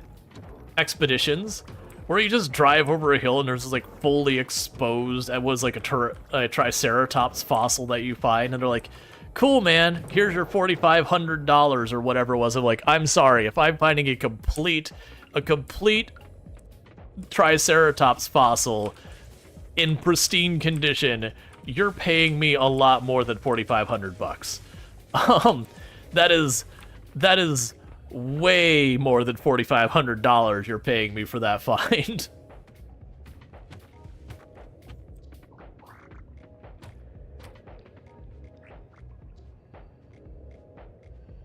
The weirdly silent mushroom.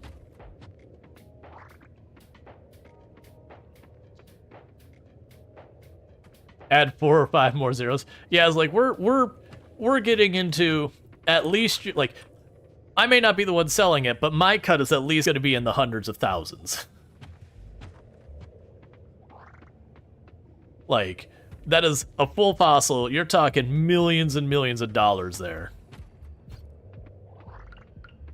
And the best part is they don't even have to dig it up.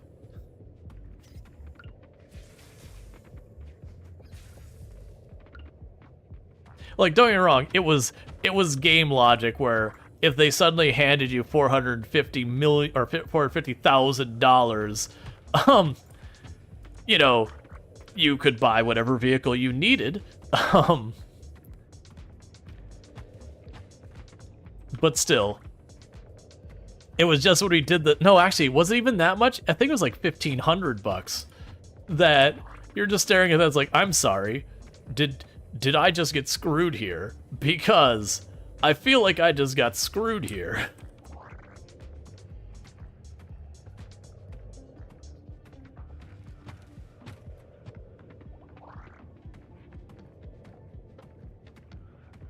Alright, so we're cutting down the giant mushrooms. You know, for fossils.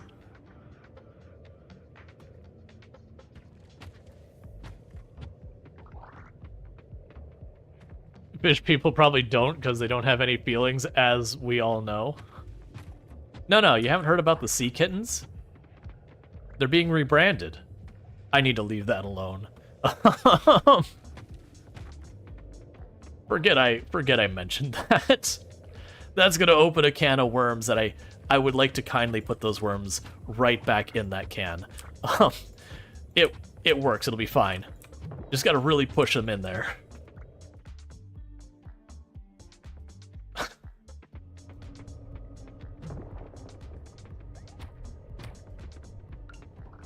Alright. No fossil nodes here.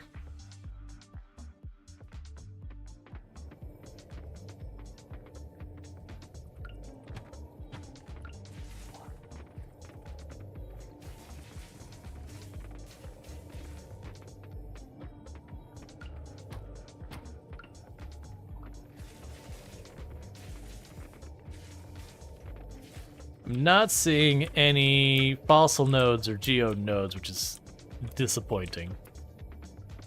But we are getting the mystery coffers. How is our ranks going up, by the way? Because we've been finishing a bunch of these things. So it looks like the museum's coming along pretty well. So it looks like we are going to need all 8 of the things to get the museum done. Probably same with the heritage stuff. It probably is... It's probably the same as before, where we don't necessarily need to finish literally everything to unlock it, but we will need to finish just shy of everything. We're about to need to start running home.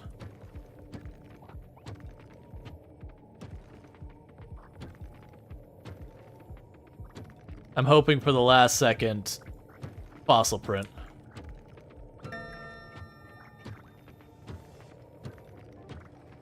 I need to be going home before we pass out. That's fine. Alright. What are nematodes?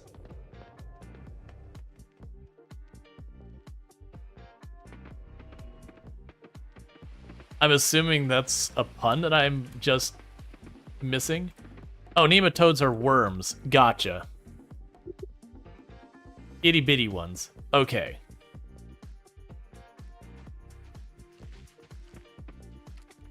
Alright, so we had no prints whatsoever.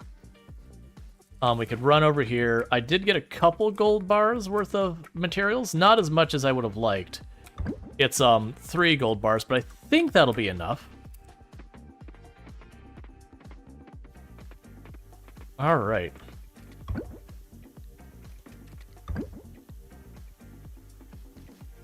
Okay, so we got a better quality mushroom, so we'll drop that in there. We could drop all of our fossil nodes off here. I've got monster loot to drop it over here. Cool. We've got seeds to drop off in here as well. We'll go ahead and just sell the moral and the shiitake mushrooms. And we will go to sleep.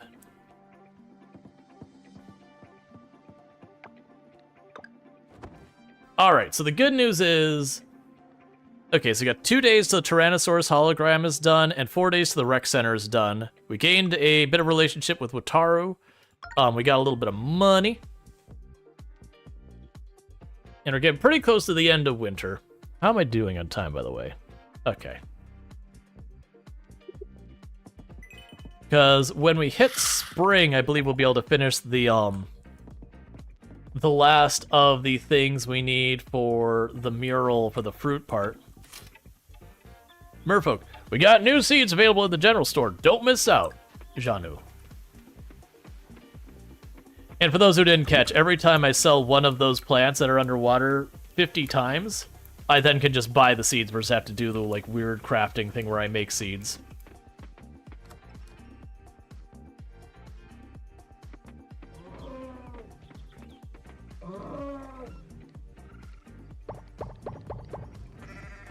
Alright, we'll take all that milk and everything we've got. How are we doing on hay? We've still got about 200 units.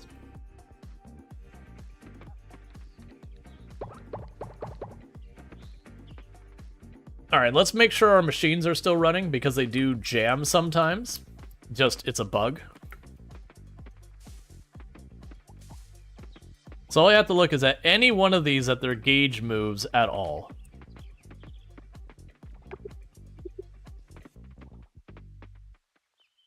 Yep, the mayonnaise gauge is going, so we're good. Grab the cotton. Grab all that mayonnaise. Grab the pink diamond. Oh, that's annoying. We had enough silver that the silver bar went in. That's fine. It'll just do the gold next.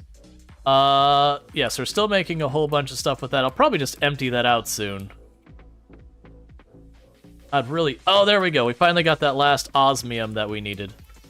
So I'm going to go over here, grab the other ones out of that. We can sell the cloth. Oh. Yeah, you know what? Actually, I will sell that. Because it only matters if we get the osmium level. So we can go ahead and sell the almonds. I didn't actually drop the thing in there, right? Yeah. Okay, we can go ahead and sell the almonds real quick. Or not sell. Put those into a box. Cool. So we're doing good with all that. Yeah, so you got birthday, Archie. Alright, so there's no festival today, so we should be able to do the heart event. I want to go by the lab and get the produce upgrade going. And we want to go by the blacksmith to get all those coppers popped so we can maybe get that ruby hairpin and be done with that forever.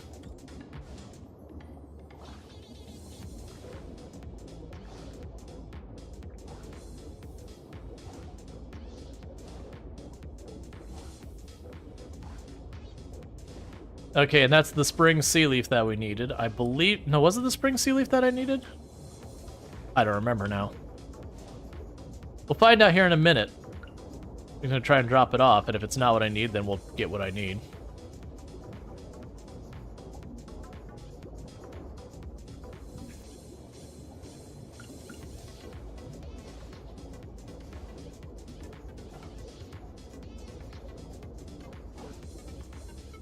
Okay.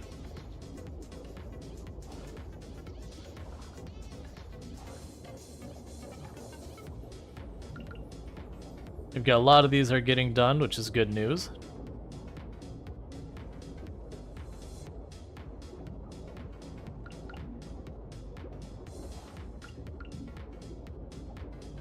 Okay.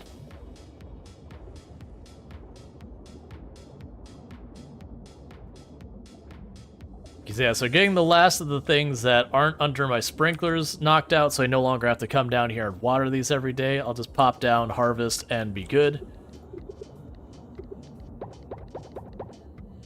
Alright. Cool. So with that, we picked up a bunch. And what I'm going to do is, that's right, it's right down here. We're going to go check to see what was missing. And... is that the one all the way at the bottom? Yeah. We'll check to see what we're missing. And if we've got everything, we just pop by with the silver kelp essence and hit that. Alright, so it is the spring sea leaf. I don't have enough of it, but that's a start. I need 2 more. And then we can go from there and get more going. So with the rest of this, we could just plunk it all down in here.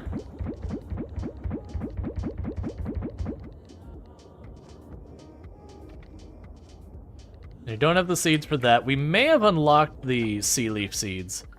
Because we did unlock another seed just a minute ago, if I remember correctly. Let's see what we're missing, because we should be getting down to the last 1 or 2 types of seeds left to unlock, and then I'll have nothing else to unlock here. No, it's the pink coral caps. That's still fine. I'll still grab those.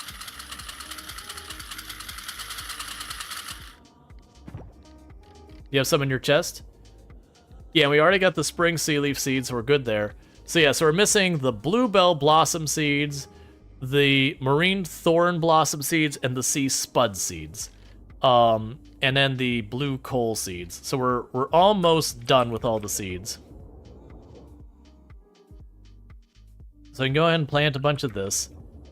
And we do have a bunch of those crops planted already. It's just a matter of them finishing growing and then selling them.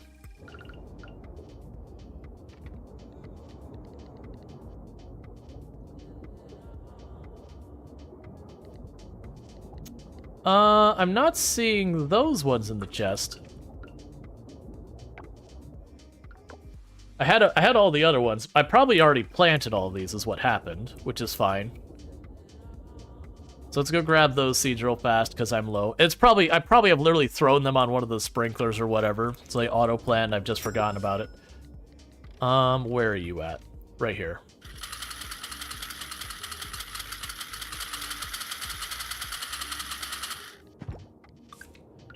Cool. And if I get extras, eventually I'll use them. Because that's the thing that seems to be really nice about these aquatic plants, is they are very amenable to automation. So I know I need these, so we're going to plant a whole bunch of them. Probably more than is reasonable.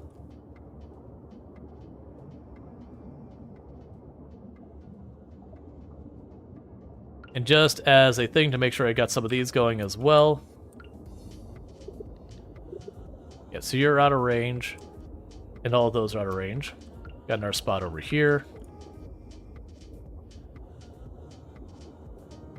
Cool. Alright, so it should probably be just one more day or two. Yeah, both those are in there. Yeah, so just be one more day or two till we get the next batch of those out.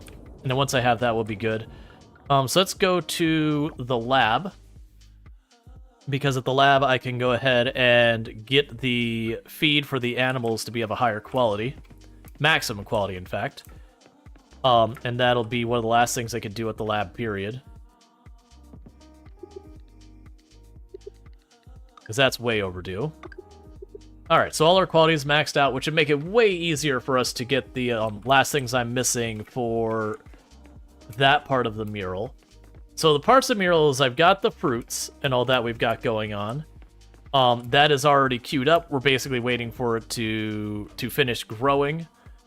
I have the...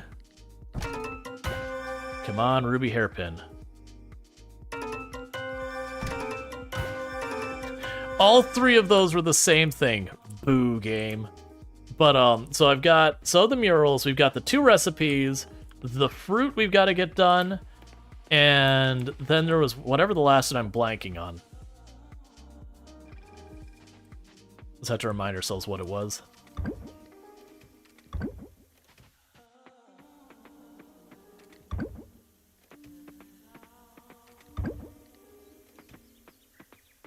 Alright, well, what we can do in the meantime is we can grab the 5 of these, because that'll take care of that. Needless to say, it's going to be 5 gold and then 5 osmium next, which I don't have the osmium. We are producing those. I may need to do a run for those. You have some in your chest. Oh, I'm sorry. You already mentioned that earlier. Yeah, so let's go check on the mural up here. About what I'm missing. I'm missing the 2 recipes.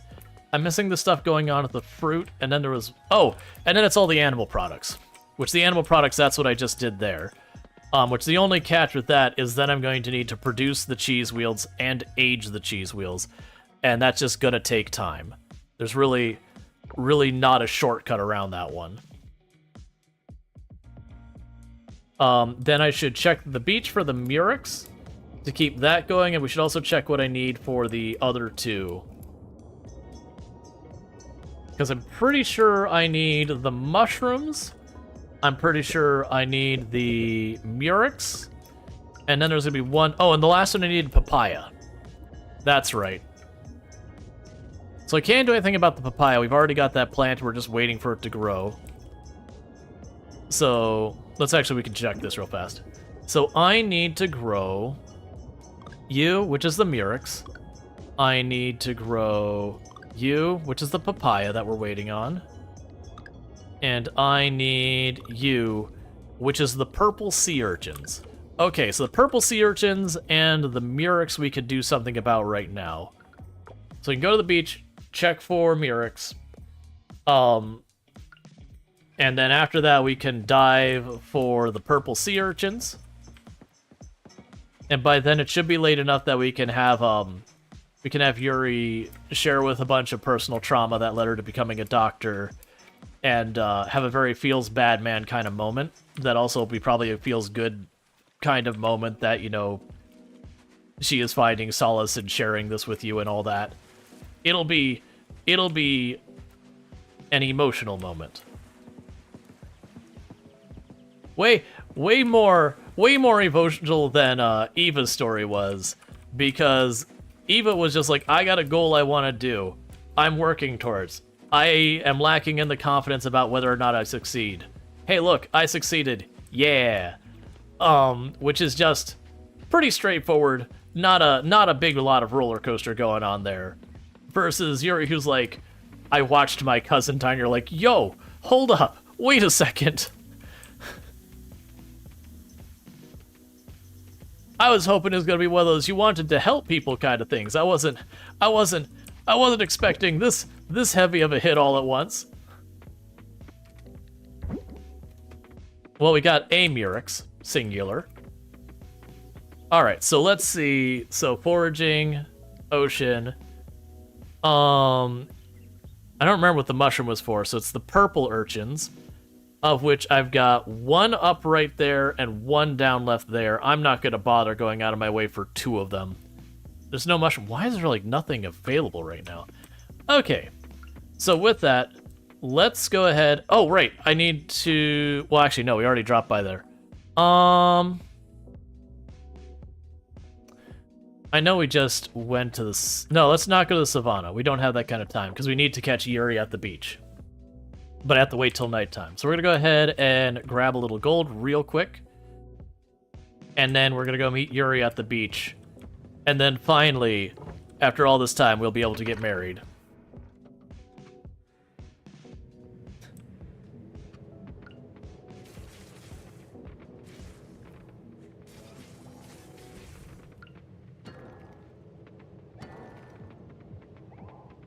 Okay. Because was not going to marry us until she got to know us better, which is apparently the trauma dumping. Which again, to be fair, in the context it's happening in the game, it's fine. Like it's not like the bad kind of thing. You know, your character is kind of just exhausted from farming, and you asked her what led her to becoming a doctor, and she was being vulnerable with you and just being open on the answer, which is fine. You know, the only thing that could be a bit better about the approach would be like, hey, just so you know, it's like, it's pretty heavy of what led me to being a doctor. But I don't think that's necessarily necessary. Like, you were already having kind of a vulnerable moment, as is. So it wasn't just out of left field where, like, everyone's having fun out of the arcade, and you're like, ha ha ha, my cousin died in my arms. And you're just like, excuse me? What? Is this really the time or place for this discussion?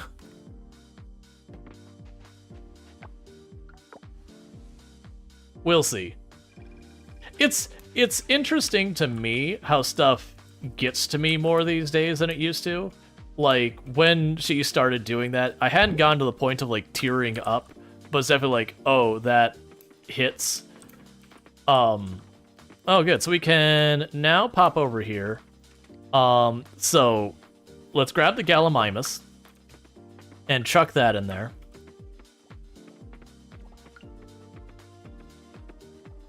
And let's grab you. I was going to grab the Velociraptor because it's going to take the longest to get that versus the other one.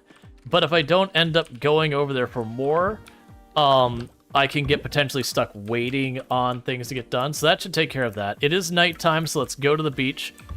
And let's be supportive of our girlfriend who is now going to be vulnerable and share childhood trauma. And be there and, you know, a supportive partner and all that.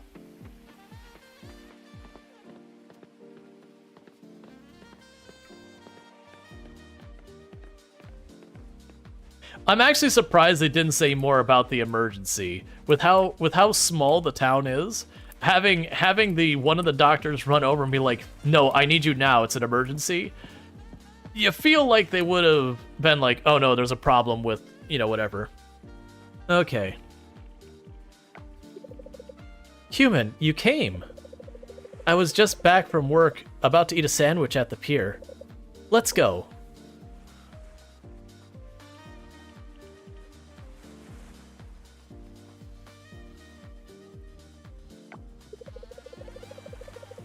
Somebody passed... never mind. I take that back. They actually do go into what the emergency was. Somebody passed out at the cavern yesterday and apparently lost a lot of items. I can't name names, though. Anyway, earlier I was telling you why I became a doctor. When I was about 6 or 7, I had my last playdate with someone. She was one of my closest cousins. Let's see, the cousin in the picture that fell? Yeah, that one. You remember. Yeah, she, like, when she first checked in on us, like, at her home being like, hey, we don't have medical history on you. You know, do you mind answering questions? She dropped a picture of what looked like a cousin or whatever. Yeah, that one, you remember. That wasn't out of nowhere, just for context. She and I were around the same age, and we liked the same thing. It was always me and her. But that day, I remember dancing with her, and all of a sudden she passed out in my arms.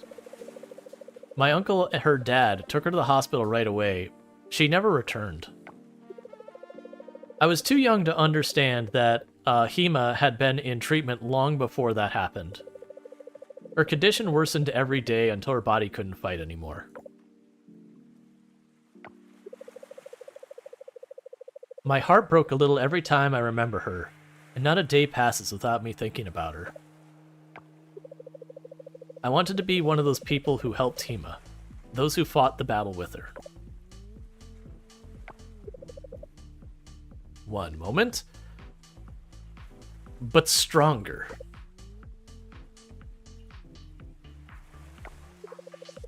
So I did. I graduated. I left to join the Universal Doctors. I fought every day in the Himawari. I saved people like her. Those who can't fight alone. I want to fight with them, human. I needed someone like me to fight harder for her.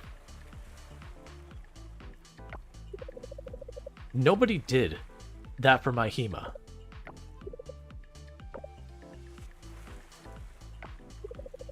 They should have fought harder. You're a doctor, you know that's not how that works. And now I'm too late. Like, you're a doctor, you know you can't save everyone. Like, and especially talking past tense that you don't know the situation. Like, I'm not... Obviously, she's expressing her feelings, and those feelings are valid and all that.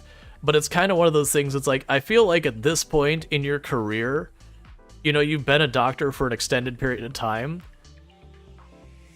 I feel like you'd have come to terms with the fact that, you know, unless there was something that you know that the doctors just didn't do their due diligence or something. I don't know. I'm partially choked up and trying to not let it get to me. I have this guilt and I can't shake it off. I feel like I haven't done enough. I feel like I need to keep going. Aw.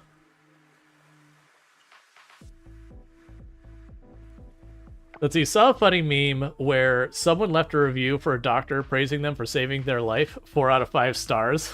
Doctor was like, I don't know how I could have possibly earned that extra star. 4 out of 5 life. Like, 4 out of 5 stars. Look, you saved my life, but I mean, you know, my current life situation isn't the best, so like, I'm gonna give you an 80% on this one. I'm still alive and that's good, but like, you know... That's I have a friend, and this bothers me so much about them, that they never give anyone a perfect rating because we can always improve. And it's one of the few times I've gone to one of my friends and dropped an F-bomb and been like, look, man, seriously, don't do that. Like, yes, there's always room for improvement, but at the same time, if you got that level of treatment and all that, give them the 5 freaking stars. It doesn't mean people are gonna suddenly stop trying or something. I've lost track of what I was doing. Right, okay, so got the thing for the Gallimimus. Alright, so evaluation of what we're working on. We are trying to get the papaya. They're planted, they're growing. I can't do anything to speed that up.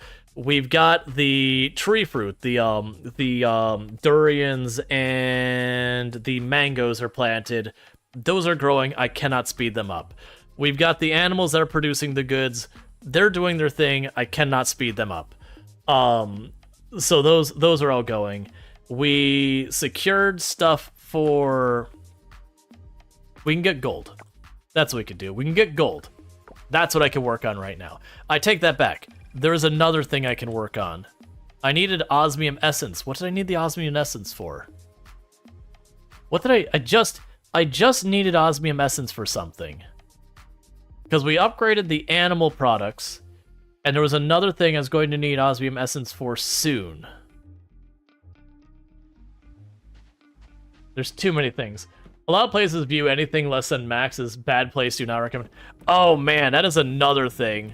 Like, you'll have someone who is like, oh, the waiter was great, the food was great, the timing was great, the atmosphere was great.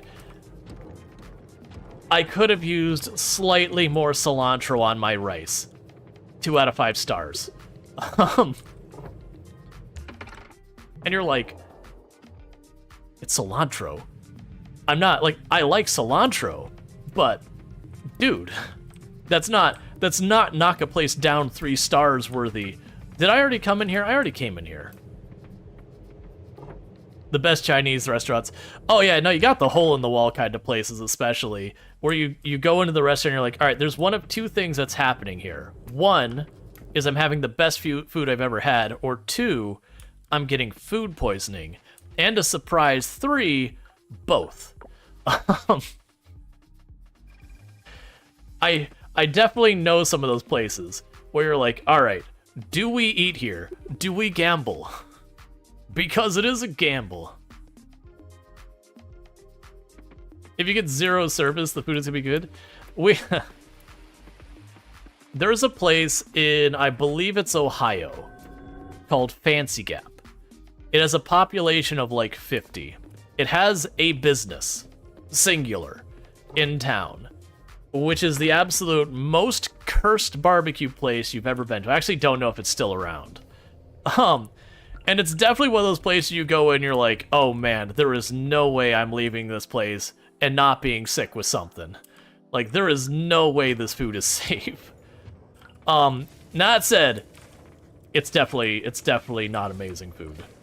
But it was such a bizarre and interesting place, because their big thing they had at the restaurant was they had one of the police cars from Andy Griffith, and I don't mean a model of it, like literally was on set there for who knows what reason. But it's just this tiny little barbecue place in this nothing town, that you would go in and the guy would be standing behind the counter and he'd be like, hey, you know, I'd like, you know, whatever. And he'd go and he'd get like the little microphone on the counter and call it in, and he'd put the microphone away. He'd walk behind the counter and start making your food. So he called his an order to himself. It was a weird place. You're just kind of like, okay, that's fine. To be fair, none of us got food poisoning or anything. So while the place looked cursed, at least none of us would do things. And it became this whole family tradition for us, because we used to drive back and forth from Michigan to Florida, because we lived up in Michigan, and our family, like extended family, was down here in Florida. And it became this family tradition to go to this barbecue place every time. And that place just got a little worse looking every year. Every year was just doing a little bit not as good as the year before. Near here you have Smoky Meat Pete's in Montreal. Yeah, I'm trying to think of a place that'd be the equivalent here in my area, like in the very large collective Florida area, because I'm not going to tell you like the place down the road, because don't dox yourself. Like, I know we had... Oh, what was the name of that place? It was a bar. There was a bar on the Space Coast, which is not where I live anymore, but once upon a time. It wasn't the Pig Pen. No, it was the Hog Pit. That was right. It was the Hog Pit. And its whole thing is it literally had a hog in a pen in the middle of this outdoor bar. They eventually got shut down for pretty egregious violations of health code, which surprised absolutely nobody. They did have pretty good burgers though. But it was one of those places that you're like, no, this place has definitely actually got some problems. You know where you used to live? Yeah, no, I've not made it a secret that I used to live on the Space Coast. Was the hog different every day? No. It was their pet hog. I get where you're going with that. No, you were not eating the pet.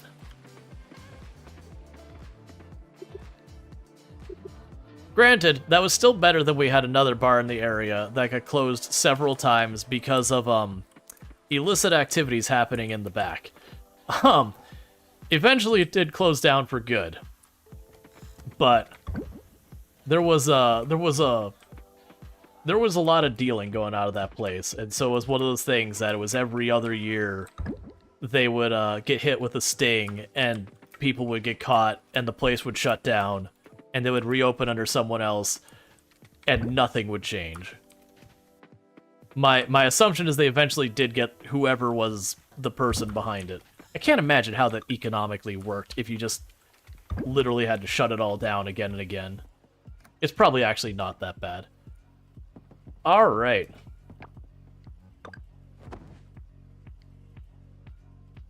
So one more day and we get a Tyrannosaurus hologram. 3 more days to the rec center.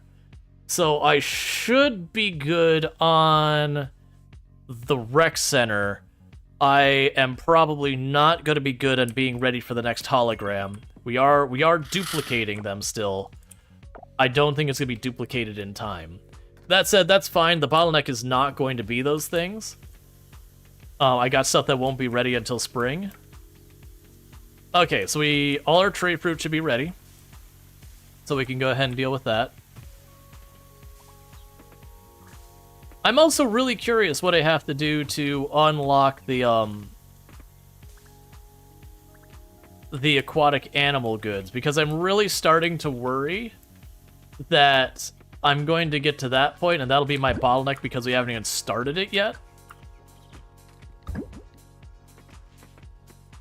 Let's take a moment today in game and drop by the throne room and just make sure that's not just sitting there the whole time. All right, so let's grab the cloth, and I thought I saw mayonnaise. Oh, there we go, 10 mayonnaise. And they're still aging the cheese. Nothing new to do here. Silver bar. And the machines are all still running. Whereas one of the ones that's not a really slow machine. Yeah, so that one's still going, so that's good news. Oh, wait, I need to go inside here.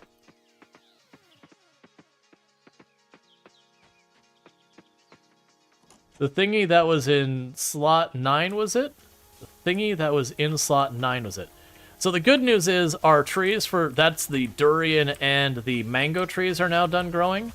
So we should start getting those, and I only need a couple of each to get what I need to finish that out. And it looks like our papaya are ready as well, so this is really good. That means I'm going to get a lot of progress in a lot of things now.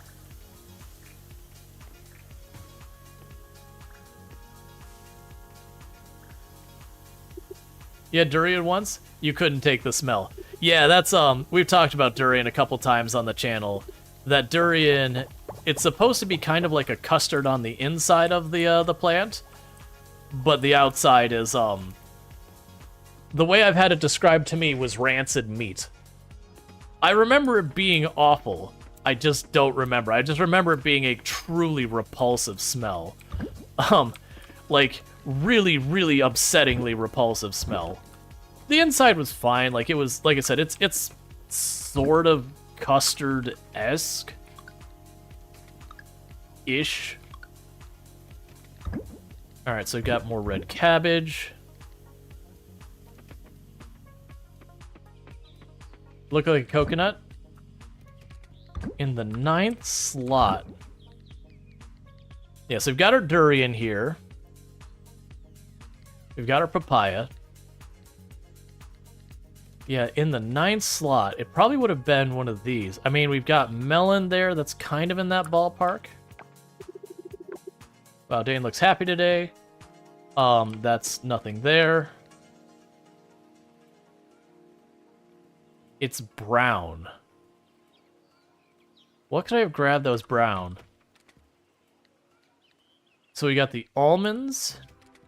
There was the snake fruit, but that doesn't really look like a coconut to me. Yeah, so I'm sorry I missed what it was. Because we haven't checked on the animal goods yet. Alright. So I've got some papaya, so I can get more of those going. Oh, right. You know what we're going to do? We're going to go ahead and pop down here real fast. But it was the first chest you looked in.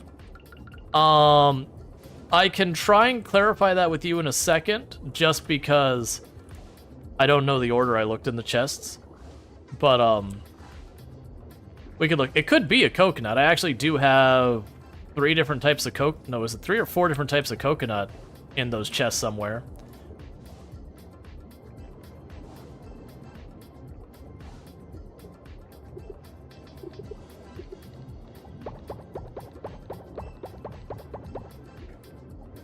Alright, and we've got you.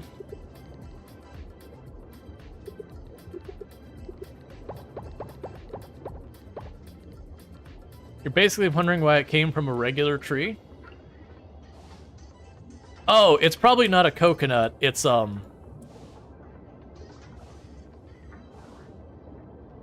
no, if it came from a regular tree, it's not a coconut. But it's probably something that's just a round brown fruit or whatever. Okay, so with these, none of these are stuff I need right now, so go ahead and sell all of you.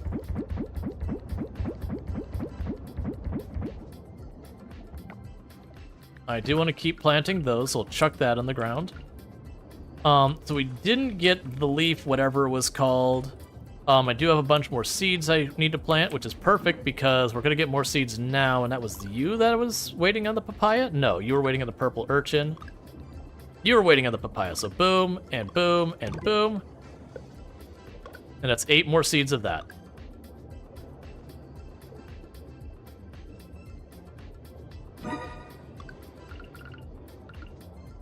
But let's go by the Sea Palace, just in the off chance there is a cinematic. Oh, you know what? I think I need to, we have the next expedition going on. So before it gets too late in the day, we need to make a quick pit stop to the beach, because we more likely have more cinematics with the merfolk. So let's go ahead and get all these watered, and then let's rush up there and do that. That'll probably end the day kind of thing. And I'm hoping it's the last one.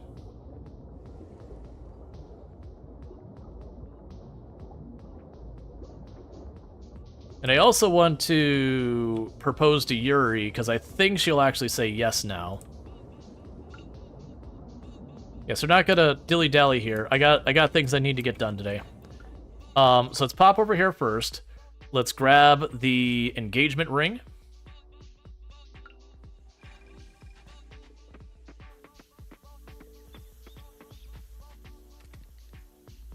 Which is in this box.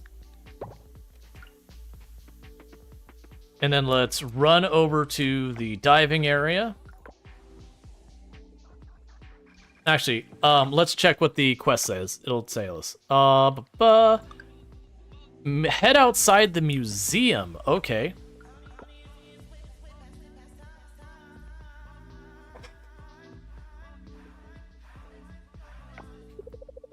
Well, would you look at that? You're here. Shall we check out the museum? Let's do it. Let's go. Yeah, so this is... That one in the middle is like the princess of the merfolk and basically acts like Ariel. Wow, this place is huge. What do you need such a big place for? It looks empty. Nobody lives here. Let's see, we can say it's not for living, it's for storing important items serving as a sanctuary. I'll show you something. This place is a museum, a sanctuary for history, animals, important artifacts. Come with me. Probably the second, because a museum is for the living people to experience those things. So this is the more accurate statement to me. Samaru's like, I don't understand. Here are all your friends in the aquarium, where they can't go free. You have giants in your museum? Let's see. This is discovered in the Deep Forest, an old depiction of Coral Island. Yeah, it depicts a tale of when we used to work with the giants. Yeah, I'll go with the tells the tale. This is beautiful. I didn't realize this mural was here. Father would have loved this museum. It's full of history.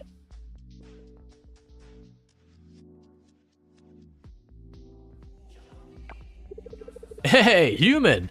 Hey, everyone! Need any help? Oh, I just realized we're in an ad break. I'm sorry. We'll let the cinematic pause here for a second. My apologies. I just realized an ad break happened. So I'm gonna take 2 seconds away to quickly eat some of my food. In the meantime, while the ad break's going on, I'll be right back.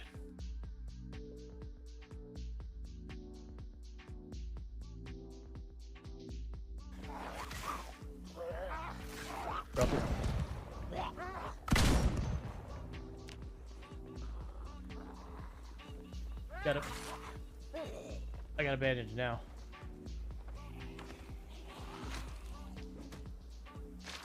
They did the whole thing where they turned on me. Oh, come on, bandage, please. Got it. I'm dead. No, son of a... We're gonna take our chances with left. So, 60% chance nobody dies. They died. Perfect. On the front page again for 3 months. Thank you Halp Zero Jump for subscribing for 12 months. Hey, here's to 1 year of subbing. Hey, how to jump. Thank you so much for the Prime Gaming sub. And even streamed to the channel for 1 full year, and I really do appreciate that. What do you mean, crab sentient cookie? What are you talking about? What crab? I don't see a crab. I don't see a crab. What are you talking about? Here's Cookie over here gaslighting us. But yeah. But thank you so much for that support and all that. So let's go ahead and do that. Hey, you must be the new farmer in town. I am, excuse me, ma'am. I'm going to need you to not slide sideways into another human being like some sort of demonic presence. Ooh, coconut chicken. Oh yeah, that fills us up. Be riding those fire kills zip line seems. Yeah, I don't understand. So we're supposedly on floor 1. Let's go to 0, because I assume we opened the door then. Textures. Don't kill me. Okay, everything's fine. We just escaped the map a little bit there for a minute. Alright, and I'm back. Sorry to the people who got caught in the ads. I missed that the ad had started. To catch up with what you missed, basically we took the merfolk to the museum, which I'm assuming was before the ad happened. And we just approached a mural. It is a depiction of the giants working with them. There wasn't a cinematic like going back in time. We just have literally been standing at this mural. And they're like, oh, that's so cool. And Scott has walked up and basically like, hey, hey, you, can I help you? And all that good stuff. 1 second, I'm adjusting my AC because it's hot in here. So that's my apologies for skipping that. You only missed about 2 or 3 boxes of dialogue. Hey, you see the portrait featuring humans and ancient giants. It illustrates what daily life looked like in those ancient times. Very interesting. I must admit this museum is impressive. Yeah, I couldn't have done it without Human here. Are you all just exploring the town? Yeah, we're getting a tour. Where do we go next, Human? Let me take you to the library.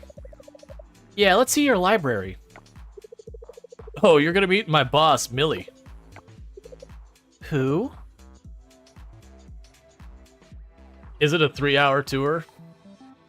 It's a tour that's been lasting for literal months. So, this is where you keep the books. Yeah, everyone can come and read a book here for free. It even has a seating area. How cute.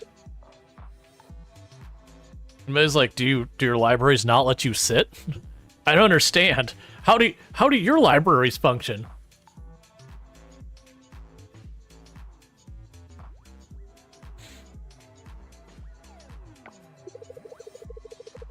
Okay then, I'll see you soon. Enjoy your tour.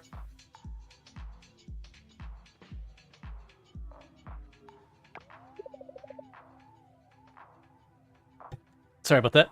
I hear animals. Yeah, next door is an animal shelter. Oh, wonderful. Maybe they float in place?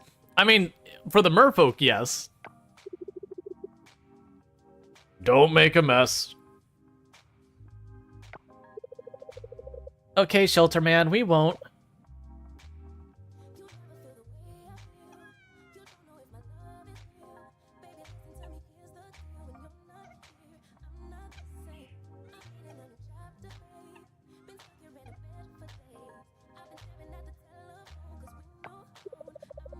That was wonderful.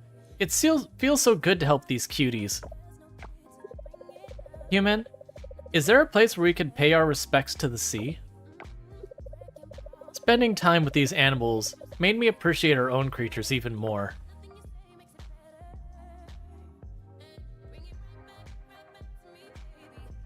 Okay. Is it just going to the beach? Oh, the weird fountain? This feels familiar. It feels great.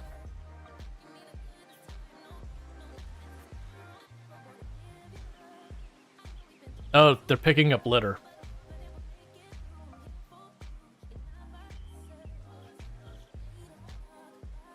What are you doing? Oh, it was like a bush, like, overgrown, and she's, like, breaking the branches. I see. This temple bridge is the underwater realm in this land. Human, thank you for the tour. I've loved every moment. Oh, I didn't mean to skip whatever. I don't know what we said. I accidentally double-clicked. You've been an amazing guide. I think we said something along the line of no problem. Let's see. Human, one more thing. We've reached the end of our tour, and I'd love you to come to the kingdom so we can present our findings together. After all, you're so much a part of this as we are. Will you join us? Marvelous. How about we go to the tavern for some fizzy drinks now?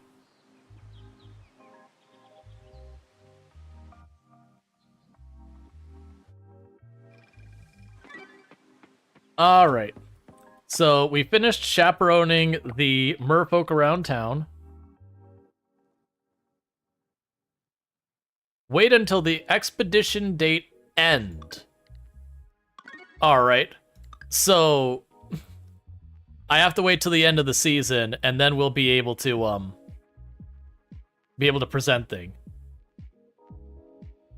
Head to the kingdom to report your findings. Avoid expedition dates as the merfolk will not be present. Alright, so basically I have to wait till they're back home. That's fine. Meanwhile, where is Yuri right now? Yuri right now is by the fountain. I probably should fast travel over there. Hi, husband. Hi, wifey. So you were talking about the Wabigon?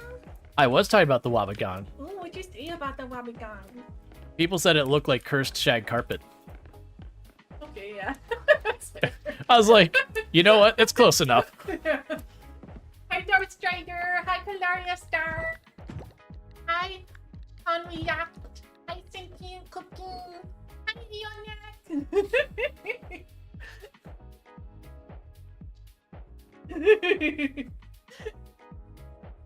I love you. I love you too. And I love you. I love Sway.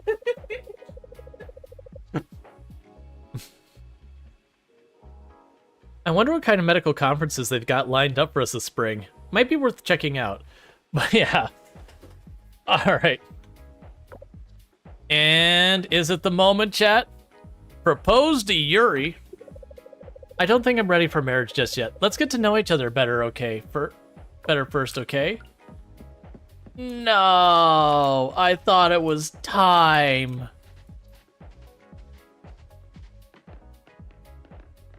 I'm pretty sure we've seen all the cinematics. I'm pretty sure. I think literally it stops at 8 hearts.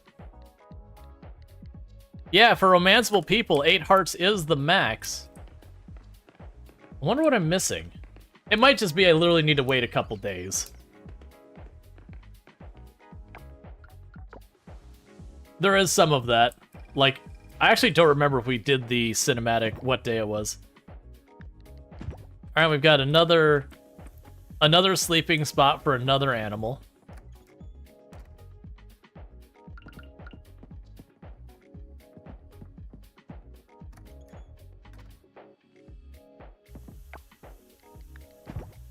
Let me guess, Yuri, it's because for, like, a solid week I kept proposing to you almost every single day that, you're like, look, clearly you're not respecting me on this. Look, you have to understand, Yuri, it's a video game, and the mechanics are not specifically clarified at exactly how this works.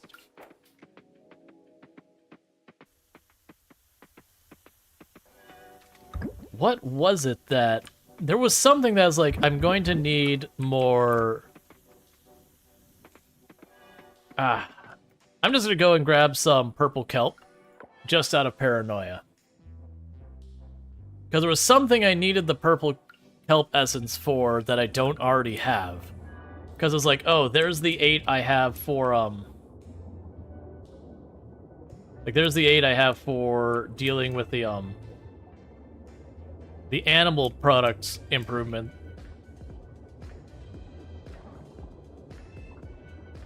We'll see.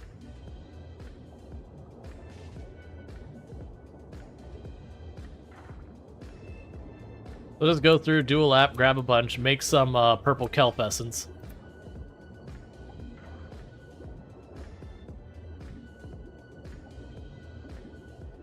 We decide what we're going to be switching to?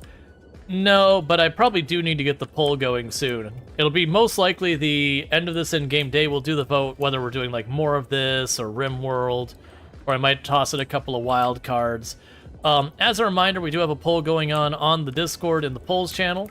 So if you want to weigh in, I've got a whole bunch of different games that I put on the list for things I am considering trying out in the channel.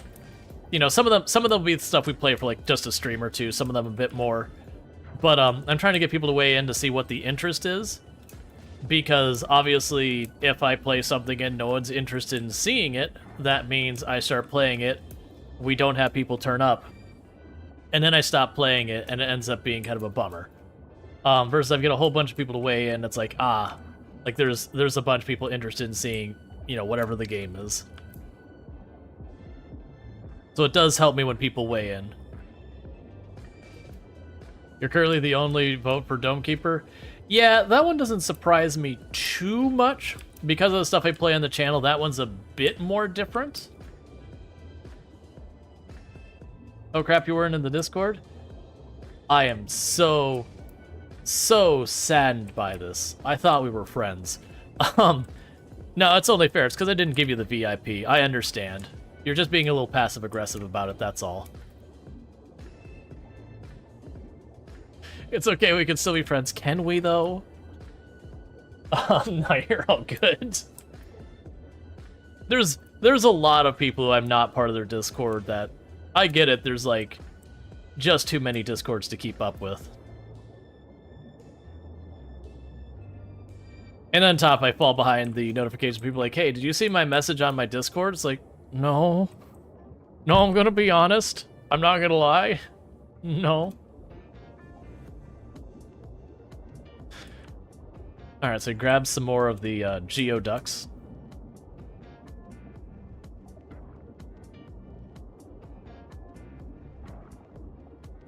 To be fair, it's quite difficult to keep up with all the Discord servers. Oh, it's just not possible. It's not even difficult, it's just not possible. Like, the number of you end up in, like, especially as a content creator, you just have to kind of write off that you cannot keep up. As much as you want to, it's just not even something you can... You don't want to be disingenuous and be like, oh yeah, I totally keep up with your Discord. It's like, nah. It's... The only way you keep up is if you're in a bunch of Discords that nothing happens. You keep notifications on for the people you care about, at least? Yeah, I do the same. I still don't always notice them immediately, because you see big red number and you're like, okay, well, that one's not important, that one's not important. Then you miss like the one that was like an actual friends thing because of all the other ones. I didn't need those. I was already sitting on a bunch. You keep all your servers music except a small handful. Yes. Same here. You have to. It's just the unfortunate reality is you have to. There's no way you could stay on top of all of them. There's just not enough hours in the day. Alright, so I do need more glass. There's, let's see, there's 3 specific pings that you need to pay attention to, and and to have ignored for like 10 months. Man, even like just work, like being on a work Slack and all that, back when I had to worry about that as much. Even that alone, just keeping up with, was always a nightmare. Discord mobile tells you have 12,000 notifications. Couldn't do it. Right click, clear all notifications. Couldn't. It would stress me out too much. Alright, so Samaro and Denali, both them went up in reputation, whatever you want to call it. Alright, so what we're going to go ahead and do here is, because it's right around the time that we normally switch games, we are going to do a poll about what game we're going to be potentially playing. I will leave Coral Island on that list, but we'll see what else we want to put in there. So what are we doing now? We'll put Coral Island right there at the top. We'll put Rimworld next. Let's see what we even have leading the poll. So I don't own Dredge yet, so even though that's winning the poll, I don't own it, so that's not gonna do me any good. We've got SnowRunner, My Snowmer Car, and Astroneer. I'll wait more for the poll to get farther along before I commit to any of those, because those are a time commitment. But I would be down for any of those. I wouldn't have put it on the list if I couldn't. Let me go ahead and slide these windows out of the way so I can actually see what's happening. If you put Dredge on there and it wins, you're probably staying awake. Yeah, no, unfortunately, I don't own Dredge yet. I wasn't fortunate enough to get a hold of a key when it came out and all that. But I will definitely consider picking that up. Yeah, no, I've heard nothing but good things. I just didn't get a key at the time that it came out. And then by the time that I was like, oh, maybe I'll buy a key for it, it's kind of a little late to the charge. But right now, with what's going on, there's not a whole lot of games that are like really grabbing me right now. It's a good time for me to consider a bunch of those, like, off the main thing.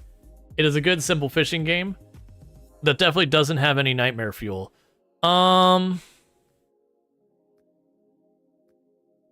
Let's see where I want to take this. Alright, cause... So, like...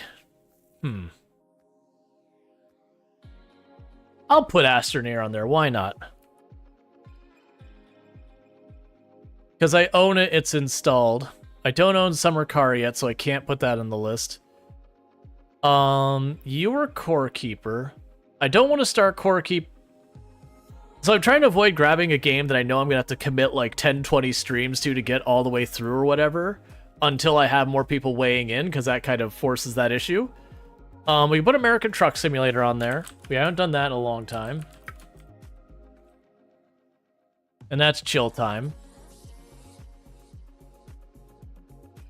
Like, a SnowRunner is one we can hop in and out of. I have that installed, right? I'm pretty sure I have it installed. Yeah, like Satisfactory, I'm waiting for 1.0 to drop on the 10th. Is there a game that's a good just hop in, goof off, and pop out? Not really. We already finished Crime Scene Cleaner. Rimworld, yeah, I have it on the list. Right now on the list, I've got Coral Island, Rimworld, Astroneer, American Truck Simulator. I'm just looking for one more. And that's what I'm trying to figure out. I'm debating putting SnowRunner. SMS, I have no idea what SMS is. Acronyms don't help me. You gotta type it out. I'm really Supermarket Sim? Oh no, not right now. I'll wait till they have an update. There's no need to rush anything, but now you know Dredge is something people are interested in? Yeah, exactly. Exactly. I might just leave it to the 4. Yeah, I'm just gonna leave it to the 4 and fire off that poll, get it going. Okay, so the poll is open. If you do not see the poll, refresh your browser, because I can't do that for you. But if we do Coral Island, we'll keep doing what we're doing and keep moving along with that way. If we do RimWorld, we'll jump back in where we were doing a beach resort, RimWorld colony-esque thing. With Astroneer, that would be a brand new run. Astroneer is technically a survival game. That basically you get plopped down on this little planet. You have to keep like power and oxygen on to stay alive, and you make all these materials and you have to collect them all. It's really got this very colorful art style and all that. It's fun. It's, you know, a good one to have that. Yeah, it's always good to have some fallback games. Exactly. And an American Truck Simulator is just chill trucking time. It's looking like RimWorld. Well, actually, it's a pretty close competition between Coral Island and RimWorld. But regardless, like we'll play whichever way it goes. I do think with where we've been getting with Coral Island, I do intend to, I think at this point, make sure we just see town rank S through to the end. I hadn't originally planned for that, but then people, like, we kept having fairly decent interest in the game. You know, this whole time, people keep coming back for it. So, if y'all turn up, I'll keep playing. I have no problem playing the games I enjoy playing, you know, if people turn up. You can't see the poll even after refreshing? Weird. But yeah, it's real close between Coral Island and RimWorld. It's 6-7 right now, slightly in favor for RimWorld. I had debated playing End Zone 2 today, but it was just kind of one of those things that's a settlement builder I got a key for early. And it's, I believe, releasing in early access tomorrow. But I've been hearing very mixed things where it sounds like what ultimately happened with that is it's kind of very much almost the exact same thing as End Zone 1 is. So a lot of people who played End Zone 1 were like, it's basically the same game. So there's all that. It is actually out. End Zone 2 releases in early access, I believe, tomorrow. It might already be out, because I don't know what time zone they're going by. But it is the early access version. So I'll probably play it at some point, but I have been kind of hesitating and waffling on it because of that. Alright, so it's looking like RimWorld is going to win unless we have some more votes for Coral Island here in a moment. I do see that Astroneer did get a couple of votes. Don't forget to also vote for it on the Discord, because right now, if we were to go by what the Discord poll has, Dredge has got the strong lead. And then it's second for My Summer Car and and Core Keeper. And then third place would be, like, third set of them, would be Snow Runner and Planet Zoo. So we've got that going on. That's because you kickstarted it, but no key yet, and not surprised on that front, except it has a caravan mechanic thing. Yeah, no, that's it hasn't released early access yet. It's releasing in the next day or so. It's going to be releasing. So I got a hold of a key a little bit early because it's a content creator thing. Because, you know, for people who are going to make YouTube videos and all that, they have to play it, record it, do all that sort of stuff. And then for the streaming, we have to, you know, make sure it runs fine on our computers and doesn't crash, and configure the audio and make sure its video works right. Because the number of games that you go and everything seems fine, you play it, and suppose once you click out of the window and all your windows resize, and you click back in the game and they're all resized again, you're like, yeah, never mind, I'm not playing this.